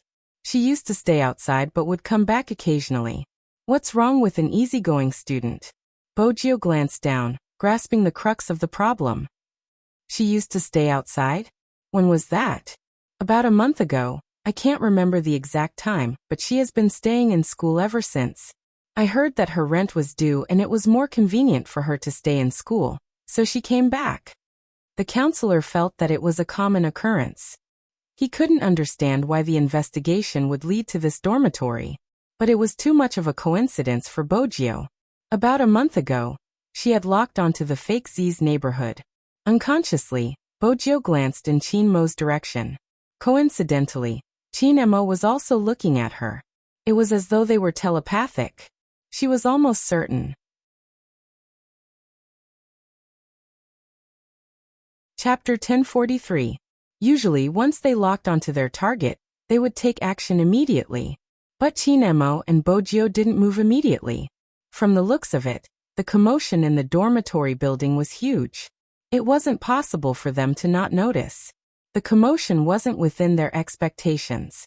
But since the situation was already like this, they could only use other methods to change the situation. They didn't say a word. Bojio grabbed onto the railing with one hand, taking a step forward. She exerted strength, bending her knees onto the top bunk. That instant, her movement was suave, the hem of her suit fluttering in midair. It was a cool sight. The headmaster was speechless. After all, everyone had stayed in a double bunk bed in school. Why did he have to struggle so much to climb it back then? Bojio checked the bed while Qin Mo checked the study table. It was as though they had discussed it beforehand. There wasn't any room for the crime squad member. Until Bojio found a card bag, her lips lifting. Her identification card is here. Qin Mo took it, glancing at the photo on the identification card before meeting the counselor's gaze. Are you sure this is Fan Jia? Some people use fake identification cards. The counselor nodded. It's her, there's no mistake. The real photo? Bojio lifted the corners of her lips, breaking into a devilish smile. She probably used up all the fake identification cards, and is only left with the real one. Bojio was right. Fan Jia had used up all the fake identification cards, and had been forced to use the real one. This was supposed to be the real one when she returned to the Golden Triangle, since there would be strict checks when entering and exiting the country. But Fan Jia had never expected that the youngster she had been pretending to be and hated would be the Real Z. She had wanted to find a breakthrough point from this person to create a bigger whirlpool. However, he didn't expect that his identity would be exposed in this way. There was one more thing that she hadn't expected. Qin Mo and Z would work together. Fan Jia wasn't the only one who hadn't expected this. If Director Huang had heard it, he would have been shocked. After all, Qin Mo wasn't the only one. No one knew that the youngster standing in front of him with the reckless smile was the idol of all the hackers in the world. Z. In the Fifth Avenue of America, no one could do anything to Z. At this moment, the young man's thin lips were slightly pursed as he continued to search for something. As long as Qin Emo lifted his eyes, he could see the youngster's expression. The light in his eyes dimmed. Then he reached out and carried her by the waist. Bojio stilled. She felt as though the Almighty was hugging a naughty child. The school dean watched from the side and widened his eyes. What are these two people doing? The member of the Key Case Investigation Unit knew the importance of an ID card. He picked up the walkie-talkie and was about to report the progress. Unexpectedly, the next second, Qin Emo stopped him. I will contact Director Huang directly, wait for his instructions. Of course, the member would listen to Qin Emo, but they had to report to their superior. Young Master Qin this. Qin Emo didn't say much. He whipped out his phone and called Director Huang. Hey. Minion was irritated. How many hours has it been? Why did you call only now? The higher-ups have ordered the Major Crimes Division to solve the case in the next few days, or they'll hold me accountable. Qin Emo placed the phone further away from his ear, tilting his head casually. He waited for Minion to finish yelling before pulling the phone closer. His voice was calm, carrying his usual elegance. The fake Z has been found. The 5 words were like a stimulant, perking Minion up instantly. He straightened his back. Who? Where is he? I'll head over now. It's fine. Qin Emo twirled the ID card in his hands, asking slowly, who is with you now? Minion started to panic. I'm at work, who else could it be? Hurry up and tell me, don't delay the arrest. No way. His deep and magnetic voice caused Minion to pause. No way. Why? Minion frowned deeply. It was such an important matter. Wouldn't it be a waste of time if he didn't act quickly? Qin Emo glanced at the youngster. The intelligent Bojio pushed the 3 of them out of the room and locked the wooden door. Her movements were smooth, but the headmaster and the dormitory management who were standing outside the dormitory were confused. Well, what was going on? Qin Emo watched as the youngster leaned against the door, smiling at him. He reached out casually, pointing at her, hinting that she should head out too. Bojio stood firm, her expression serious. I'll guard the door. Qin Emo arched a brow, seeming to have thought of something. He lifted the edge of his lips, turning to continue talking on his phone. Have you forgotten that the other party has spies inside? Director Huang, also known as Director Huang, came to a realization. You're worried that the news will be leaked and the other party will escape in advance. But how are we going to act if we don't inform our subordinates? If there are spies inside, everything will be meaningless. You should understand this logic. Qin Mo's voice didn't change even though he had noticed that the youngster had been looking in his direction while he was on the phone. That clear gaze was sometimes so calm that it was hard to doubt him. If it hadn't been for Xiao Zhao's reminder, he wouldn't have thought about it until now. Qin Mo averted his gaze, listening to the voice on the other end. Director Huang paced back and forth. What should we do? Don't we act? No. Qin Mo's eyes lit up. Rather than being passive, why don't we set a trap for them to fall into? With that, he twirled the ID card in his hands. Bojio's gaze landed on the ID card. In that instant, she understood Qin Mo's plan. Sun Tzu's art of war, catching a turtle in a jar. If they were lucky, they would be able to catch 2 of them. As expected, Qin Mo continued. The subordinates can't tell, but you can tell the higher-ups. Based on what I know, any major case would require a meeting between the 4 leaders to come up with a common answer. You can hold a secret meeting now and invite the 4 of them over. Tell them that the suspect, Fan Jia, the culprit behind the maiden's sacrifice, has an important item in the hands of the crime squad. With it, it would be difficult for Fan Jia to leave the country. Through this item, we will be able to confirm her identity through the surveillance footage. However, with the enemy's spies, it isn't a good idea to alert them. We are worried that someone might leak the information or take the item. Hence, we are using the highest level of secrecy. Ask the 4 of them to keep it a secret. Tell them the address. Director Huang's fingers froze in disbelief. Are you trying to use this method to test the 4 of them? You suspect that the spy is among them? Is that possible? Whether it's possible or not, we'll know after we try. Qin Mo's voice didn't change at all, his indifferent tone as though he was discussing the weather today. If the higher-ups don't make any mistakes, it will be easier for the people below to work. Qin Mo's casual words made Director Huang feel conflicted. He would only occasionally think that there was a problem with the higher-ups. But this idea was too sensational, so he didn't think too deeply about it. But Qin Mo's words were reminding him that he had to investigate the source of this matter. Got it. I'll inform those 4 to come to the key case investigation unit now. After hanging up the phone, Director Huang did not waste any time and immediately called the 4 of them. The higher-ups had been paying close attention to the maiden's sacrifice case. The 4 of them, including Huang Guohua, were mainly keeping an eye on this side. Therefore, as soon as he heard that the main culprit was confirmed, even those who were usually very busy stopped what they were doing and rushed to the conference hall. At that time, Director Huang was sitting on a leather office chair, holding the phone with a serious expression on his face. The 4 of them arrived at the conference hall one after another. Someone couldn't help but ask, "Didn't you say that you have a suspect? Why haven't you informed us?" Director Huang glanced at him before replying, basically following Qin Mo's instructions. "If that's the case, we have to keep it a secret." Another person moved forward. "If we don't inform our subordinates, we won't alert them. Before we know what the problem is, it's best to keep a low profile." "No, I don't think so." The old officer had a different opinion. "Since we have a target, we should act quickly. It's good to keep a low profile, but we might miss the best time to arrest them." "Hee, I'm just voicing my opinion. Secretary Zhang, you can reconsider if you don't agree. But this matter is still under the jurisdiction of the crime squad, so Director Huang should be the one to make the decision. After all, everyone has their own specialties." Compared to the old officer, Secretary Zhang, Director Wang, who was originally from the Criminal Investigation Unit, was basically on Director Huang's side. Little Huang wasn't asking for their approval, it was just a notification.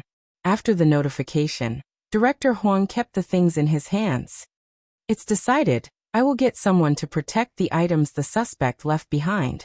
At the very least, we have to control her movements so she can't leave the country. Due to the severity of the matter, I will have to ask the 4 of you to keep this a secret.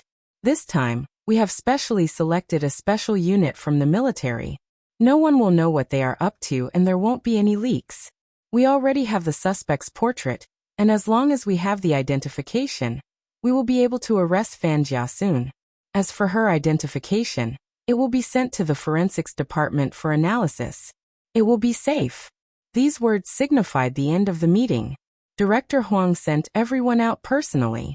When he was the only one left in the conference room, he took out his phone and dialed a familiar number.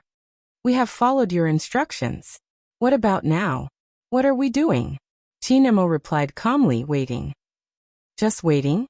Director Huang couldn't figure out his intentions. "Where are you now?" "Downstairs." By downstairs, Qin Mo was referring to the crime squad. He glanced over at the silver-haired youngster, who was biting on a lollipop. His hands moved so quickly that it left one speechless. He lifted his thin lips, looking like a naughty prince. "I'm also admiring someone's skills." "Someone?" Director Huang paused before realizing who he was referring to. "How can you be so lovey-dovey at a time like this?" "Qin Mo, everyone knows you are smart, but the 4 of them are all smart. Even if there is a spy among them, even if you tell them the location of the identification, they might not send anyone to retrieve it. They are more skilled than anyone else in terms of self-protection. Once the bait is set, no fish will take the bait. They might make use of the time difference to help the main culprit escape. By then, we will be left with nothing. That won't happen." Qin Mo replied to Director Huang's uneasiness. He met the youngster's gaze and arched a brow. "Are you done?" Bojio bit on the lollipop, stuffing one hand into her pocket. She gave Qin Mo a cool okay sign, a devilish smile on her face. What's the big deal about giving someone else a listening device? Moreover, the 4 of them seemed to be in a hurry. It was a little difficult to get around the bodyguards in black, especially when they bumped into someone. The bodyguards had to snipe them with their sniper eyes.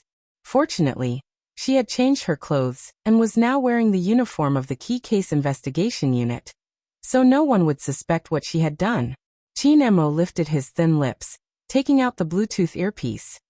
He grabbed the youngster's wrist and pulled her into the Land Rover parked by the roadside. He didn't bother looking at the gazes around him. He let Director Huang ask on the other side of the phone, "Why not?" Chin Emo replied, "Wait a minute." Director Huang didn't know what to say. Who was the real chief here? It was every successful person's basic charity to always carry a business notebook with them. After Chin Emo boarded the car, he placed the notebook in the youngster's hands, his voice unchanged. "You should know how to locate it." Of course. Bo Jio's eyes lit up when she saw the notebook. The Almighty's gaze had been deep for the past 2 days. He seemed to know something, but at the same time he didn't. In order to avoid giving herself away, she hadn't touched any electronic products for the past 2 days. It was a little frustrating.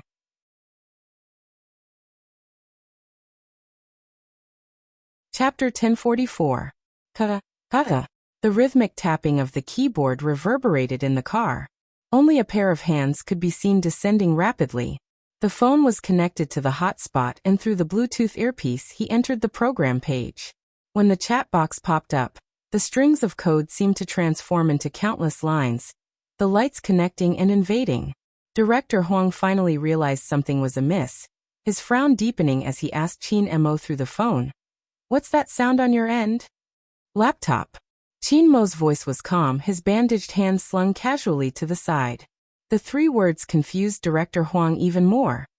"Laptop?" Director Huang's eyes lit up. "You brought Fatty?" Chin Emo paused, taking a moment before replying, "MMH." Director Huang couldn't understand the situation over the phone. Chin Mo raised his hand, tapping on the screen that the youngster was working on. His voice didn't change.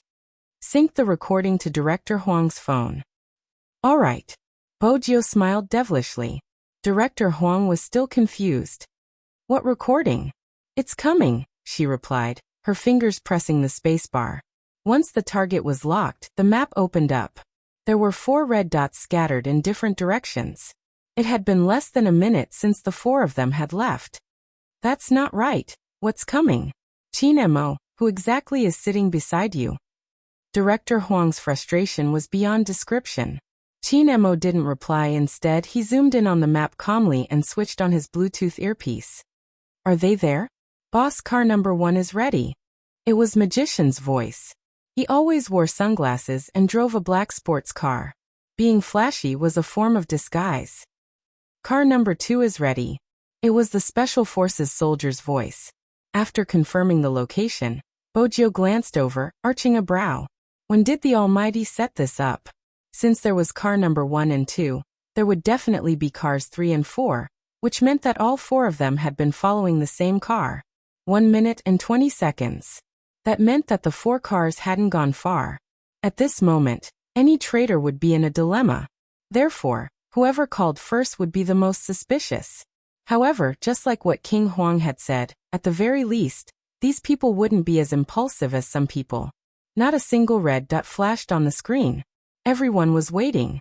A pure black sports car flashed past his eyes. At this time, Director Huang had also realized something. "You sent someone to follow these 4 people?" "MMH," Chin Emo replied, giving off a nonchalant vibe from start to finish. But she knew that the Almighty's nonchalance was scarier than anyone else. When was this trap set up? He chose to activate it at this time. It wasn't just the other party. Even Director Huang was dumbfounded. As expected, Ambassador Huang stood up again. "Where did you find these people? I'm telling you, don't give me any trouble. This is a crucial time. If you offend those 4, they'll report you to the higher-ups and you'll be banned again." Afraid of him.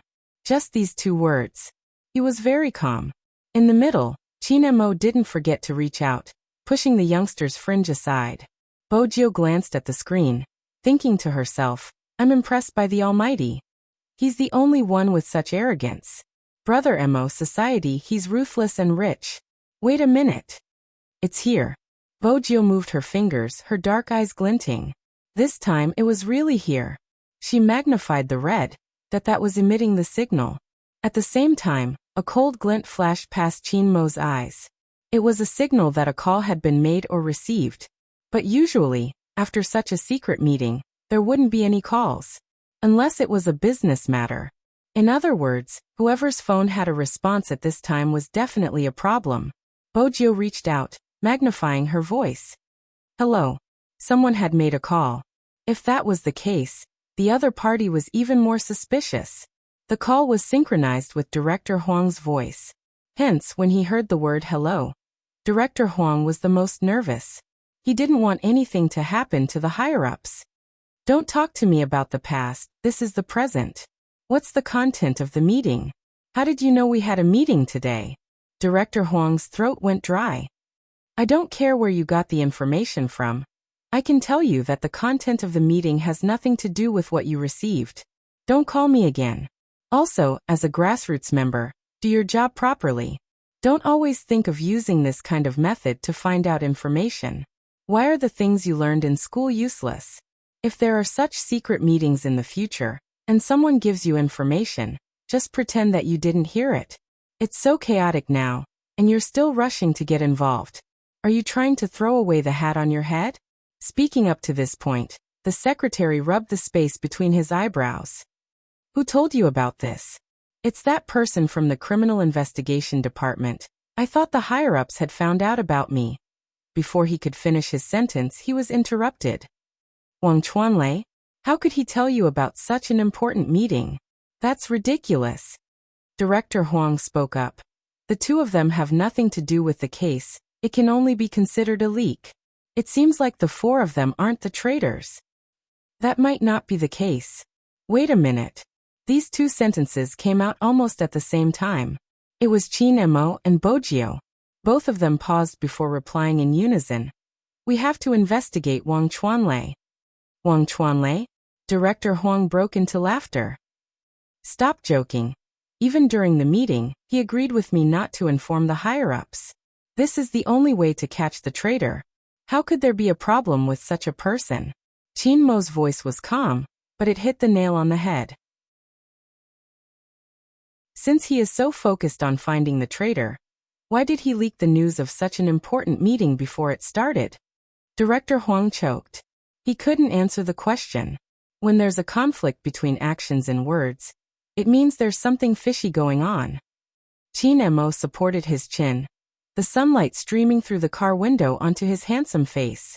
This is basic criminology. Besides, to be able to hide for such a long time without being discovered, this person isn't a linear thinker. Under normal circumstances, such people are highly vigilant. If they don't have a certain level of anti-detection ability, they wouldn't reveal the key points to the criminal during every operation. Such a person would definitely be meticulous and wouldn't easily give themselves away. After so many days, he should have noticed the crime squad's internal investigation. That's why he found someone to distract them before the meeting.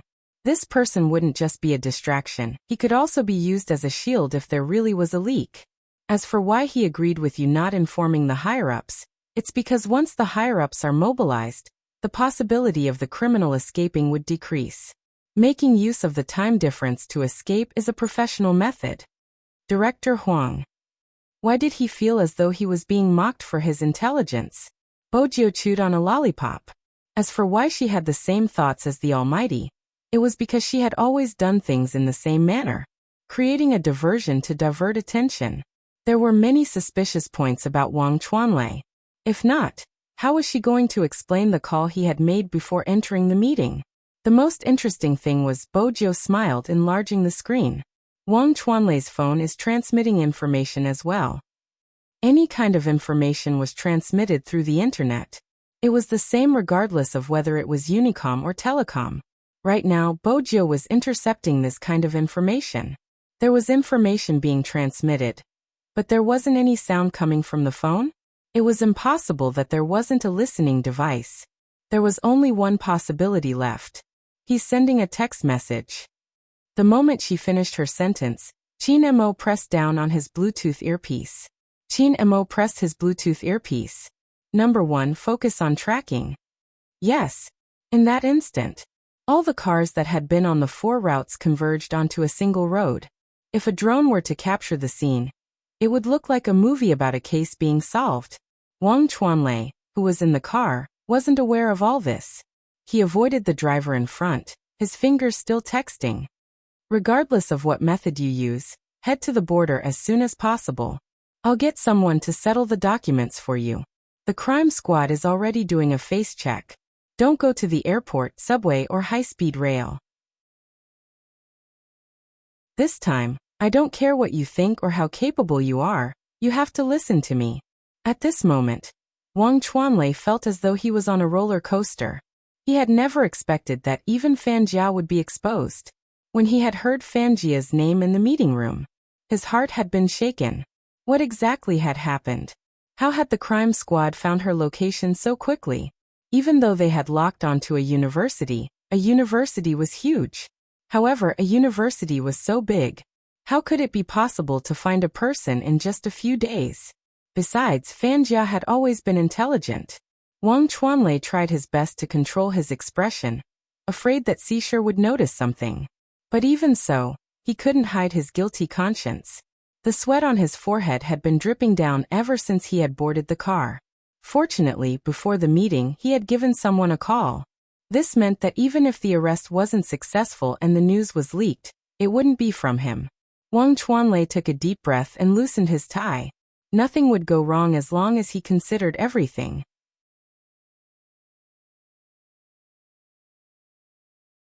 Chapter 1045. Fan Jia cursed under her breath when she received the message.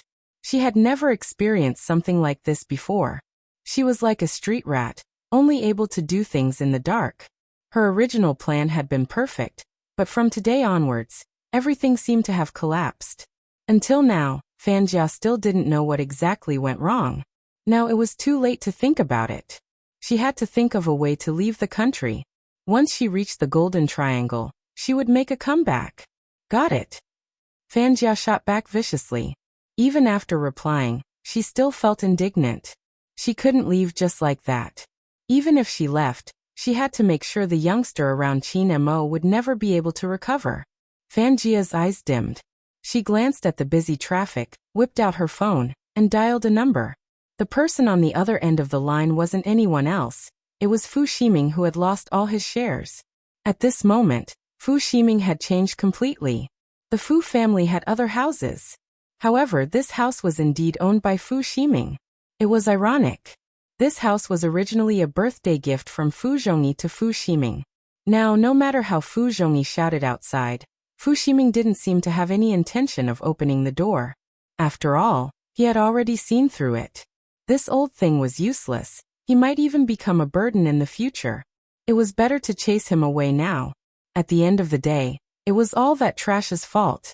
Fu Ximing threw the wine bottle in his hand heavily. The ringtone of his phone startled him for a moment, but he quickly smiled. Ever since he lost his power, there weren't many people who called him. Fu Ximing let out a drunken burp and pressed the call button. Do you want to destroy your brother? It was a girl's voice. Fu Ximing frowned. Who are you? Who I am isn't important. What's important is the question I asked you just now. Of course, Fu Ximing wanted to take revenge. He wanted to trample on the trash who had humiliated him. Make a trip to the prison, and try to find your mother. From what I know, your mother has a secret that can destroy that person. The secret seems to be related to your brother. It has to be said by your father for it to be believable. I'm not sure what the secret is. I wanted to do it myself, but now that I'm leaving the country, I can't destroy that person with my own hands. It's up to you whether you want to continue. After finishing this sentence, Fan Jia hung up the phone. She had to find a way to sneak in as soon as possible. Fu Ximing seemed to have woken up from his drunken stupor. He was stunned for a while. Without any hesitation, he strode toward the door. He really didn't expect that old thing to still have some use. After Fu Ximing opened the door, he immediately changed his expression and looked at Fu Zhongyi, who was about to have a heat stroke. Dad, I was in a bad mood just now. Come in quickly, I'm sorry. He didn't know if it was because he had been through too much. Fu Zhongyi yearned for this bit of warmth. Besides, he needed a place to stay. He sighed. Dad doesn't blame you. It's all that ungrateful son's fault.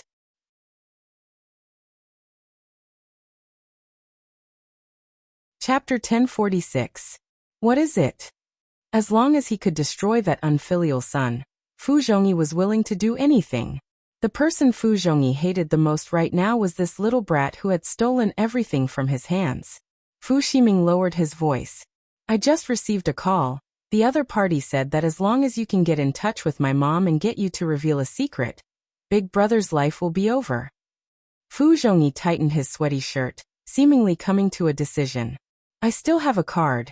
Think of a way to send it in and meet your mom. Okay. Fu Ximing agreed, but inside he was sneering. This old man was really cautious.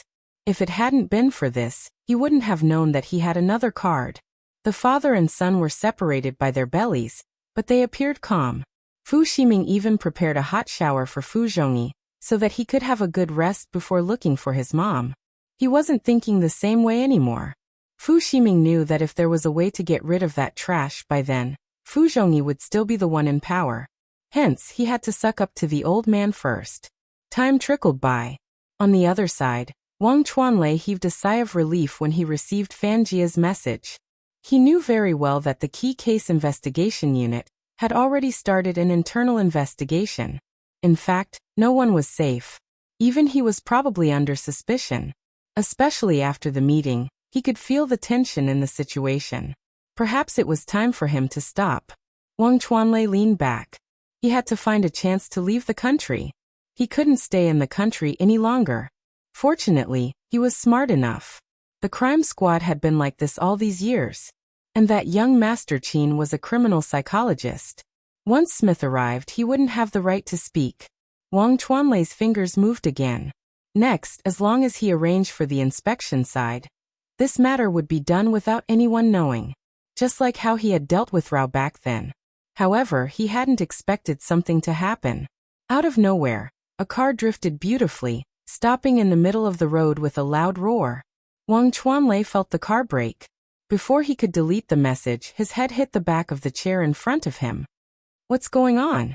Wang Chuanlei's first reaction was to yell at the driver. The driver's entire body was pressed against the steering wheel. His face was pale as he looked at the 4 sports cars in front of him. His voice was trembling. Front. What's in front? Wang Chuanlei sat up straight and looked ahead. 4 men dressed in camouflage uniforms stood in front of him. Each of them had different looks, but they were full of masculinity. All the cars stopped at this moment. One of them carried a sniper rifle on his shoulder. In the country, people who were not part of the special forces were not allowed to carry guns. In other words, they were from the special forces. In that instant, Wang Chuanlei felt an unprecedented sense of panic. He grabbed the leather seat, his whole body a little stiff. Wait a minute. Don't scare yourself. Maybe it was just the special forces that needed his cooperation.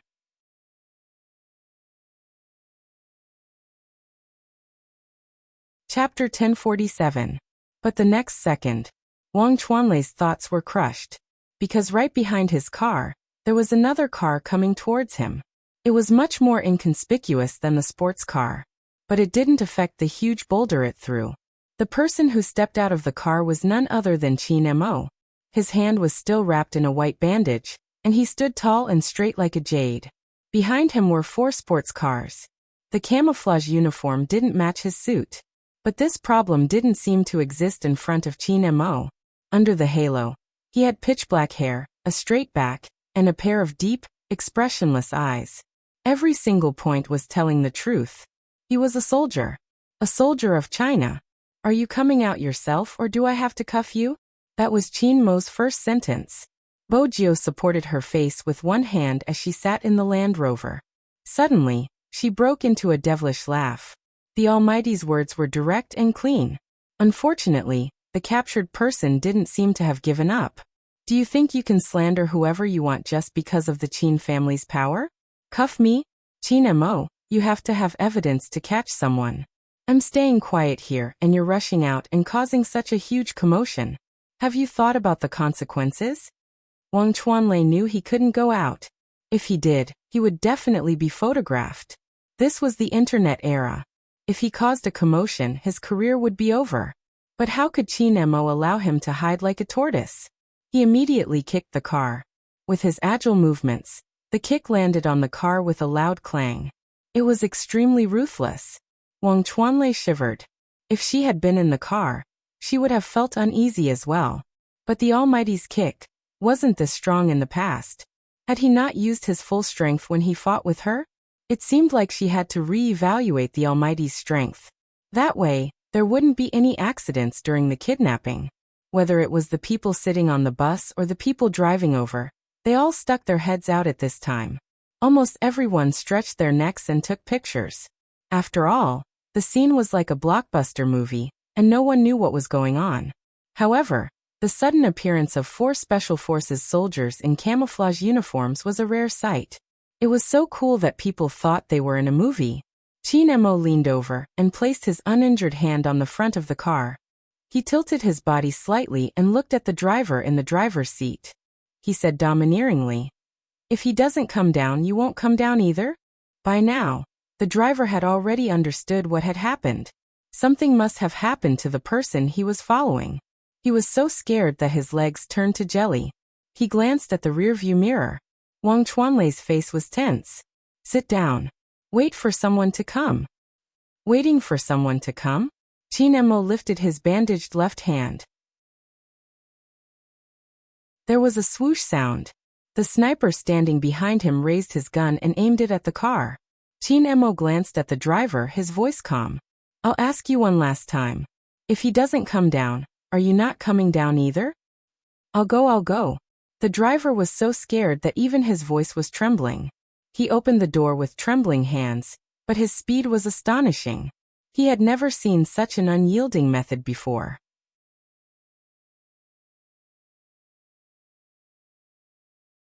Chapter 1048. The door was open, which meant that he was no longer protected. But Wang Chuanlei believed that it wasn't the worst-case scenario. He sat there motionlessly. "I'll say it once more, I won't go out. Shoot if you dare." Wang Chuanlei refused to believe that Qin Mo would be so arrogant as to open fire in public. He was a man of status. Even if he was to be punished, it would be by the higher-ups. Qin Mo didn't have the right to punish him. "You blocked my car and pointed a gun at my driver. If you don't give me an explanation, Qin Mo, even if you are General Qin's son, I will not give in. I know you dare to do this because my position isn't as high as the Qin family, but your actions have crossed the line. You can open fire, I won't stop you, but I didn't do anything wrong. Are you going to the military court for your reckless actions?" Wang Chuanlei's words were shameless. But usually, the wrongdoer would pretend to be innocent. That was human nature. It was obvious that the people around him were starting to believe his words. After all, under normal circumstances, when the stronger side mobilized a large number of people, it would be seen as bullying the weaker side. But now, the weaker party was in the right, but it wasn't the root of the problem. A wrong was a wrong. It didn't matter who was stronger. And justice could only be obtained when you were strong. Qin Mo wasn't one to back down. He pulled the car door open, his voice nonchalant. "If you don't want me to go to the military court, why aren't you getting out?" His words put Wang Chuanlei in a dilemma. Bojio whistled. The Almighty was so handsome. She wanted to kidnap him and bring him home. Wang Chuanlei's face turned black and red. He was the one who was indignant, and the one who didn't dare to get out of the car. Qin Mo smiled slowly, but his eyes were cold, without a trace of warmth. "You're right about one thing. I won't shoot because people like you will dirty it. Get out of the car. Don't pretend to be a coward." Coward. Coward. Coward. Even though the scene was serious, Magician resisted the urge to laugh. His boss had such a sharp tongue. It was hard to describe with just a few words. Wang Chuanlei wanted to resist.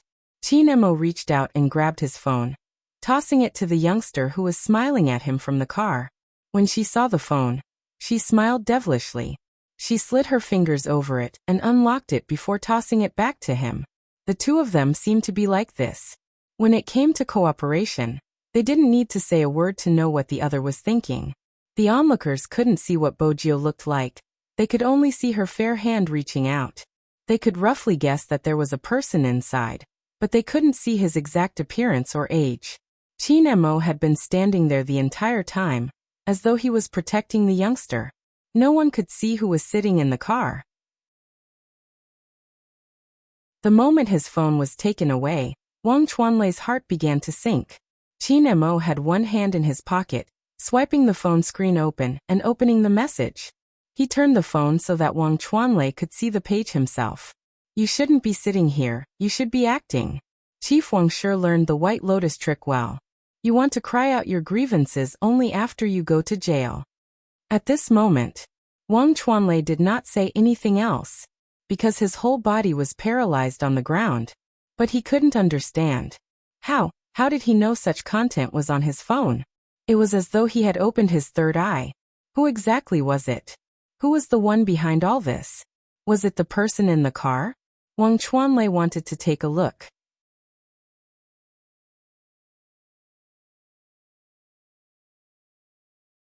Chapter 1049. Province Military Region. General. Adjutant Zhang hurriedly walked in from the outside and unlocked his phone. It was a picture that had been secretly taken. Although it wasn't very clear, he could tell who the person in the picture was from the figure. General Qin looked at the photo, frowning. When did they arrive in Jiang City? No one reported. They should be looking for young master. Deputy Zhang stood at the side. After all, they only listened to young master. General Qin pinched his brows. Has this been reported? It has been reported. They said that they were cooperating with the crime squad. Young master's actions were within the scope, but his attitude was a little over the top. Deputy Zhang hit something when he said those words. General Qin placed the things in his hands down. It wasn't a little over the top, right? Deputy Zhang stuttered. Yes, the camouflage uniform was too eye-catching. But young master has always been like that. If he didn't do that, that person wouldn't have been able to take him down. General Qin glanced up, his military uniform ramrod straight. He can't wear the uniform yet. As a criminal psychologist, he did the right thing, Deputy Zhang continued. General Qin pulled open the drawer next to him. Inside was a golden tassel embedded on his shoulder. He had personally plucked it from his son. General. Deputy Zhang wanted to say something, but stopped. General Qin paused. Submit the application, it's time for him to come back. But will young master accept it? Deputy Zhang didn't ask this question for no reason. That year, when he returned from a mission, someone suspected that young master had been hypnotized, saying that he had shot an innocent person. Hence, he was stripped of his military rank. He couldn't forget the young master back then. He was bathed in blood and didn't know what he had been through. His wrist was injured, but that wasn't a big deal. What was unforgettable was that he had never seen his young master cry. But at that time, he knew that there were tears in his eyes. No one knew what had happened. Yet, at that time, someone had to question him. The mission was completed by young master alone. But when he returned, he was met with doubt. Since things had already turned out like this, would the young master still accept it? General Qin lifted his head. He will. Adjutant Zhang opened his mouth. Even if he doesn't wear a military uniform, he is still a soldier. General Qin raised his hand and signed the document. Who taught him to give up after being questioned? Adjutant Zhang did not say anything, because he knew very well that the bureau chief was right. Young master, even when he was questioned back then and his wrist was bleeding, he still wanted to destroy the main computer at that time and rescue the hostages who had not been brainwashed. This was what a soldier was like. It was probably because of this. It was a border mission. Only the young master would be the most suitable person to go. At the same time, Adjutant Zhang also knew that most of those missions were filled with death. He did not dare to tell Madame about this. Fortunately, he didn't have to go immediately. Adjutant Zhang brought up the map again. I'll go and deal with it. This time, I hope that young master can catch the culprit behind the maiden's sacrifice and cut off their escape route. That way, it'll be easier to carry out the next border mission. The maiden's sacrifice was never as simple as it seemed. Hidden beneath it was an armed force that started from human nature, distorted values, and restrained wealth. This was something they had only recently discovered. This tumor had to be removed. The wind outside was getting stronger. 4 sports cars gathered, following behind a pure black Land Rover. One of the cars drove forward. He lowered the window, a black Bluetooth earpiece on his ear. "Boss, where are we going next?" "To find someone." Qin Mo unlocked the phone he had taken from Wang Chuanlei, his voice calm. "We won't be bringing Commissioner Wang, 100 meters ahead. Hand him over to the crime squad." "Got it." Magician smiled, speeding up to overtake the car. Halfway through he slowed down. He seemed to have realized something, glancing at the silver-haired youngster in the car. "Boss, why does he look so familiar?" Bo Jio had seen Magician before, at the cinema when she was still an employee. Qin Mo glanced up, sweeping Magician a glance. "You got the wrong person, send him over." "Got the wrong person?" Magician was still frowning, but in the next second, he came to a realization. Was this the one that had turned his boss gay? He wanted to stop and watch, but his boss gave an order. Magician stepped on the accelerator with a regretful expression. When the car sped past, Wang Chuanlei finally had a chance to look at the person inside. He had thought about the person who had ruined their plans countless times. How would he look like? But he had never expected to see such a face. The youngster was unbelievably handsome, his silver hair blown away, revealing his eyes and the pair of hands on the keyboard. They were slender and fair, a little weak. However, it was precisely this pair of hands that stirred the winds and clouds and reversed the universe. Because at that moment, the youngster's hands landed swiftly, the crisp sound of the keyboard hitting the keyboard. Even though it was just for a moment, Wang Chuanlei understood. Qin Mo had an expert that could defeat Fan Jia by his side. None of them had noticed. Even Fan Jia hadn't known it was this person. He was a chess piece in their plan, the useless young master of the Fu family who only knew how to play games. The car sped past. 4 sports cars roared past one after another, forming a straight line. The chase hadn't stopped.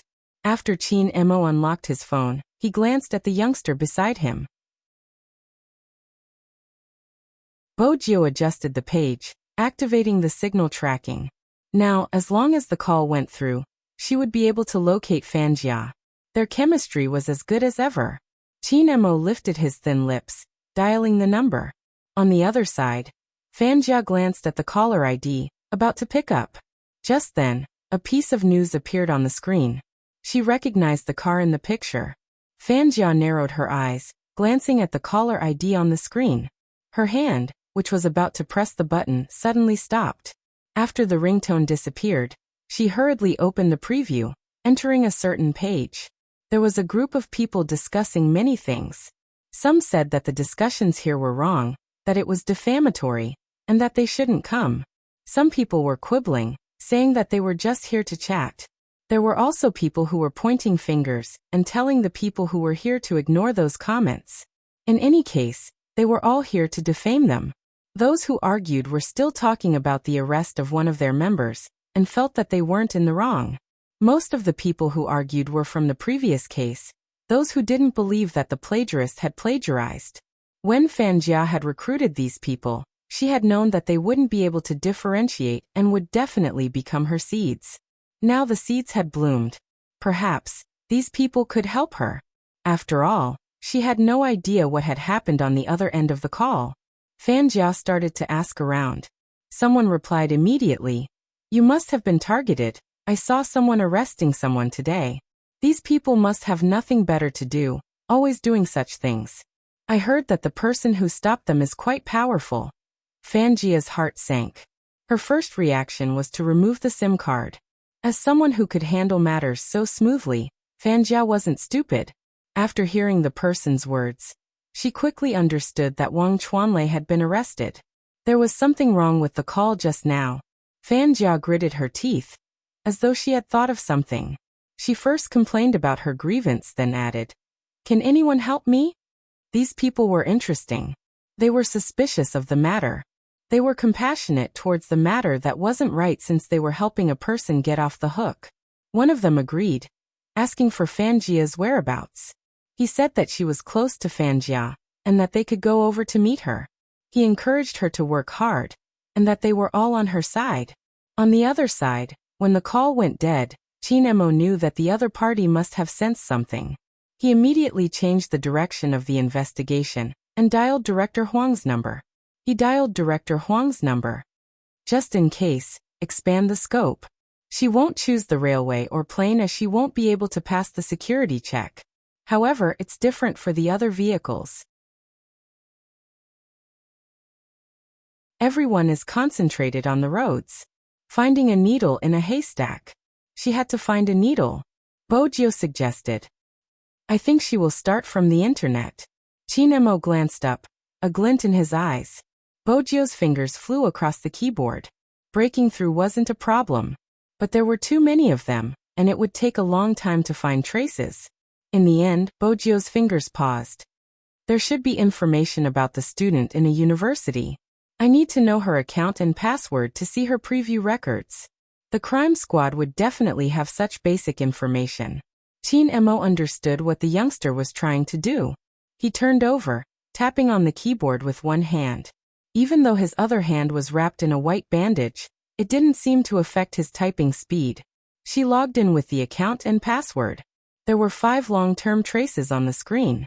Bojio did a data analysis on each trace, forming a preview page, but she wasn't sure which one it was. Chinemo scanned the screen inch by inch, finally landing on a message. Click on this one and take a look. Bojio moved her fingers, realizing there was more hidden information. She tilted her head, deciding to learn from him. How did you find out? Good intuition from physics, something you don't have. Chinmo's face was still handsome, but Bojio had an inexplicable urge to bite the Almighty. What kind of intuition was that? But sometimes, intuition came from years of experience. The two of them swiped the screen, quickly noticing a strange message. That was because that ID was intentionally or unintentionally asking about today's pursuit, and he even asked someone out. Bojio arched a brow. There's a problem. Chinemo didn't reply, instead he dialed Director Huang's number. The culprit might be moving with a hostage, be prepared. Hostage? Director Huang bolted up. Why would there be a hostage? Once there was a hostage, the nature of the arrest would change. No matter what, they had to ensure the safety of the hostage. Chinemo glanced out of the window, his gaze calm. The culprit is able to commit crimes without restraint online, because he has an accomplice. What's so strange about having an accomplice as a hostage? Director Huang was at a loss for words, but in the end he instructed, regardless of who the hostage is, as long as he's an ordinary citizen, you have to bring him back. Chinemo pushed the silver lighter up, tilting his head to light a cigarette. He took a puff, his smile turning cold. Do you know why Z exists? Director Huang stilled. Even Bojio, who was mentioned, stilled. Chinemo flicked the cigarette ash. Because she never needs to save someone who looks like a hostage, but is actually an accomplice. Chinemo. There were too many things in Director Huang's voice, but the only thing that could be heard was his intention to stop Chinemo. Chinemo replied slowly. Don't worry, my thoughts won't affect my actions. I will save him. Director Huang heaved a sigh of relief. Chinemo reached out to hang up. Bojio typed, asking why. Even though he knew it was dark, he still walked forward, and even wanted to save the accomplice hostage. Why? Chinemo tilted his head. Because of the accomplice, you have to send him to prison. Bojio hadn't expected such an answer. She was suddenly reminded of the Almighty when he had been young. He would sit on the sofa and watch pornographic movies. Back then, she had been different from the Almighty. She had been playing, dismantling her little keyboard, causing trouble without any regard for the law. She hadn't understood why those people had stood up to resist, even though they knew they weren't strong enough. The Almighty had been a tiny figure, but when she had asked the question, his lips had lifted slightly, even his eyes had lit up. Because they are Chinese soldiers. Do you know what it means to be a Chinese soldier? They don't live in a white world. Even though they know it's dark ahead, they have to tear the darkness apart to welcome the light. At that time, she hadn't been familiar with Mandarin. On the other hand, he drooled for a while at the Almighty who said this. The words of a good-looking person were also correct. Now that she thought about it, Bojio lifted her thin lips. The person she had liked since young had always been like this. She could almost see the existence of justice in him. It wasn't black and white. It wasn't a gray area. It was a belief. It was fearlessness, morality, And even more so, the burden on his shoulders. Bojio glanced at his grown face. She was reminded of the adorable and aloof pet when she had been young. She couldn't hold it in any longer. She turned and planted a kiss on Chin Mo's cheek. Chin Mo hadn't expected the youngster to react this way. His commanding voice paused for a moment. When he turned, his gaze deepened. Bojio admired the Almighty's startled expression. She suddenly felt satisfied. She finally understood why those domineering CEOs in novels would tease their girlfriends at work.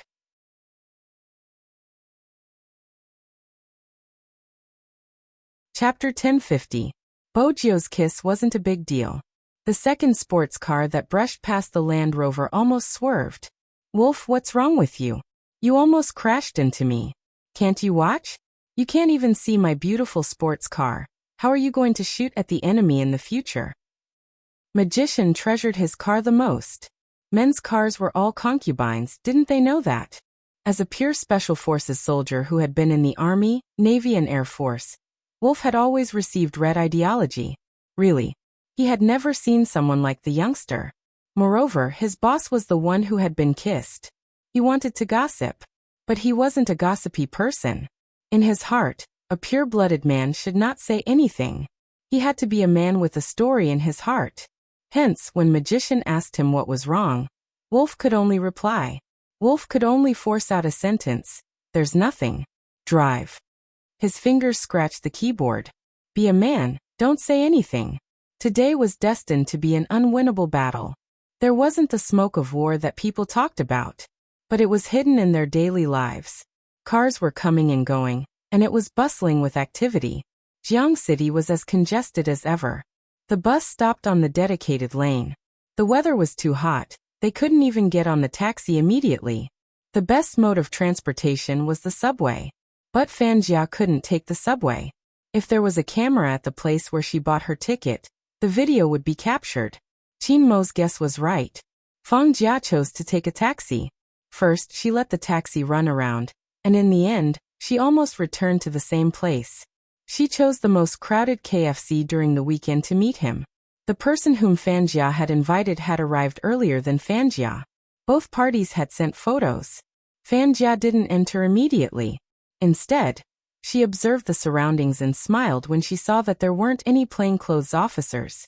No matter how capable the crime squad was, they wouldn't be able to find someone she had randomly chosen. "Have you waited long?" Fanjia maintained her cute and approachable image in front of others. She sat there with a cup of Coke in her hand. It was a girl. She wasn't old and considered herself to be mature. The more she looked at Fang Jia, the more she felt like she was going to tell her everything. "I really don't understand why they're chasing us so relentlessly." When that person spoke, he added a helpless tone. "There's no end to the case, and it's causing such a big commotion. It's the same for our big boss's case as well. They insist on claiming plagiarism, but aren't they still fighting the lawsuit now? If they claim plagiarism because the plot is similar, then wouldn't all the books in the future be plagiarism? Initially, I quite liked both books, but seeing how things have turned out, I really don't feel good." She shook her head. "I'm not sure either." "Forget it. What do you need my help with?" The man smiled and said, "Don't worry, we all support you." Fanjia glanced up at the people who were looking at her. She put on her hat again. "A little, I bought you some Coke. Have a sip and I'll tell you." "Yes, it's fine." After taking a sip of the cola, the girl felt refreshed. After all, the weather was so hot. Fanjia smiled and said something to her in a low voice. No one saw that the girl's eyes gradually became a little hazy. Then she didn't even know that she stood up on her own. Fanjia led the girl forward, her left hand on the girl's shoulder. The girl yawned continuously until Fanjia led the girl into the taxi. Only then did she wake up a little. "Where are we going?" "We're going to sing." Fanjia's voice was very slow. "If you're tired, take a nap first. I'll wake you up when we arrive." The girl didn't know why, but after hearing Fanjia's words, her eyelids started to feel heavy. In a short while, she fell asleep in the back seat. In such a situation, the taxi driver wouldn't notice anything amiss. Fanjia took out some cash and got the driver to drive to another small county. Although the county was small, it was near the sea and there were many illegal immigrants.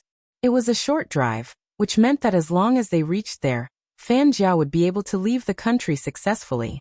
Just to be sure, she had found a hostage and a ticking time bomb. Tying her to this person would at least buy her some time to escape. Fan Jiao first dragged the girl to the top of a building that was being demolished. Just as she was about to set everything up, the girl's phone rang. It was the girl's mother. Fan Jiao wanted to let her know what she was up to. Hence, she picked up the call without hesitation. Unexpectedly, a familiar deep voice came through. Fan Jiao, right? The voice was noble and indifferent, without a hint of warmth. Fan Jia's fingers stilled. She had never expected it to be him. How did the crime squad find out about this girl? Fan Jia wasn't guarded at all. At this moment, she didn't know that Qin Mo was beside her. A silver-haired youngster's fingers were on the keyboard, her hair floating in the air as she typed out strings of code, hacking and hunting. Other than her hand speed, it was also her way of thinking that had been nurtured since young. From the day Bo Jiu turned 1 month old, she had followed the rules of the Chinese clan and started grabbing things. She had grabbed onto a small keyboard and wouldn't let go. In the end, when she was a few years old, she managed to hack into an ATM machine. This meant that she was born to be a hacker. From then on, the hacker world had the strongest young lord. She pressed the spacebar and confirmed the tracking. Bojo glanced up, giving him an OK sign. The entire process took less than 20 seconds. Just as Fan Jiao was about to escape, her expression darkened. When she glanced at the time bomb at the side, she calmed down. So what if it's me? Since you are able to enter this person's house, you should know that I have a hostage in my hands. This is the latest bomb, a big welcome gift for you after 3 years. I'll leave the phone here. It'll be a good opportunity for the parents to see their daughter's final appearance. Don't you think so? Oh right, let me tell you something. This person is an accomplice in the maiden's sacrifice case. All right, it's time for you to make a choice. Are you here to catch me, the real culprit, or are you here to save an accomplice? The girl's mother was listening at the side. When she heard this, she lost control and grabbed Qin Mo's hand. I beg you, save my daughter, I beg you. Qin Mo held onto his phone. According to procedure, the phone had to be on speaker at such a moment. Of course, Fan Jia could hear the voice even though it was a little soft. It seems like the parents are at the side. How should I choose? Bojo sucked on the lollipop, watching as Qin Mo exerted strength in his injured hand. She reached out and blocked his fingers, her eyes turning dark. The girl's mother reached out to cover her face, repeating, I beg you, save my daughter. Since you aren't speaking, it seems like you don't want to save her. Fan Jia took a step forward. This phone isn't bad, it's an Apple.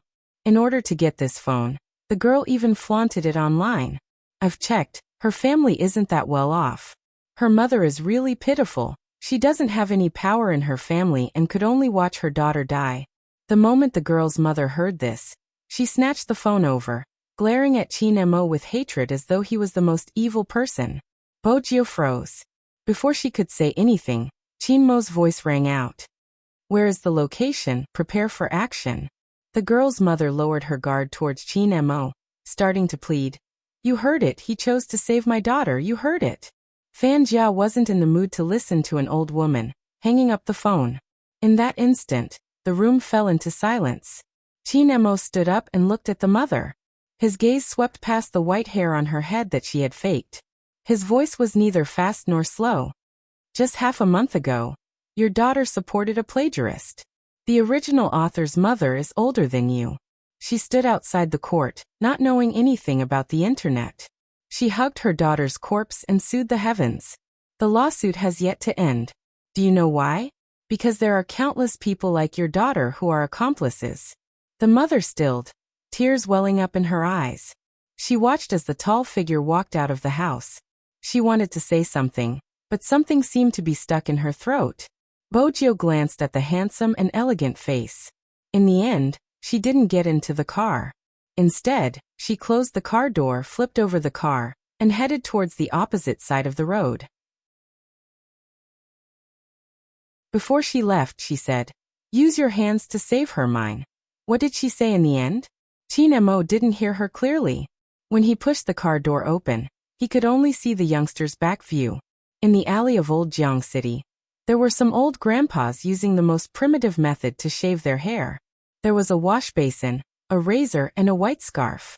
There was also a cigarette in his mouth. The barber of Old Jiang City lived a handsome life. However, he hadn't expected to see someone more handsome than him. He grabbed his razor and shouted, "Grandpa, use this." With a flick of his fingers, he seemed to have tossed something over. In 3 steps, he kicked the wall with his long legs, his left hand hanging onto the edge of the wall. He flipped over the wall nimbly. The old man who had his head shaved was stunned when he saw this scene. It was mainly because the kid had thrown something into his hands. A pack of Chunghua? MMH, this youngster isn't bad, he's good looking.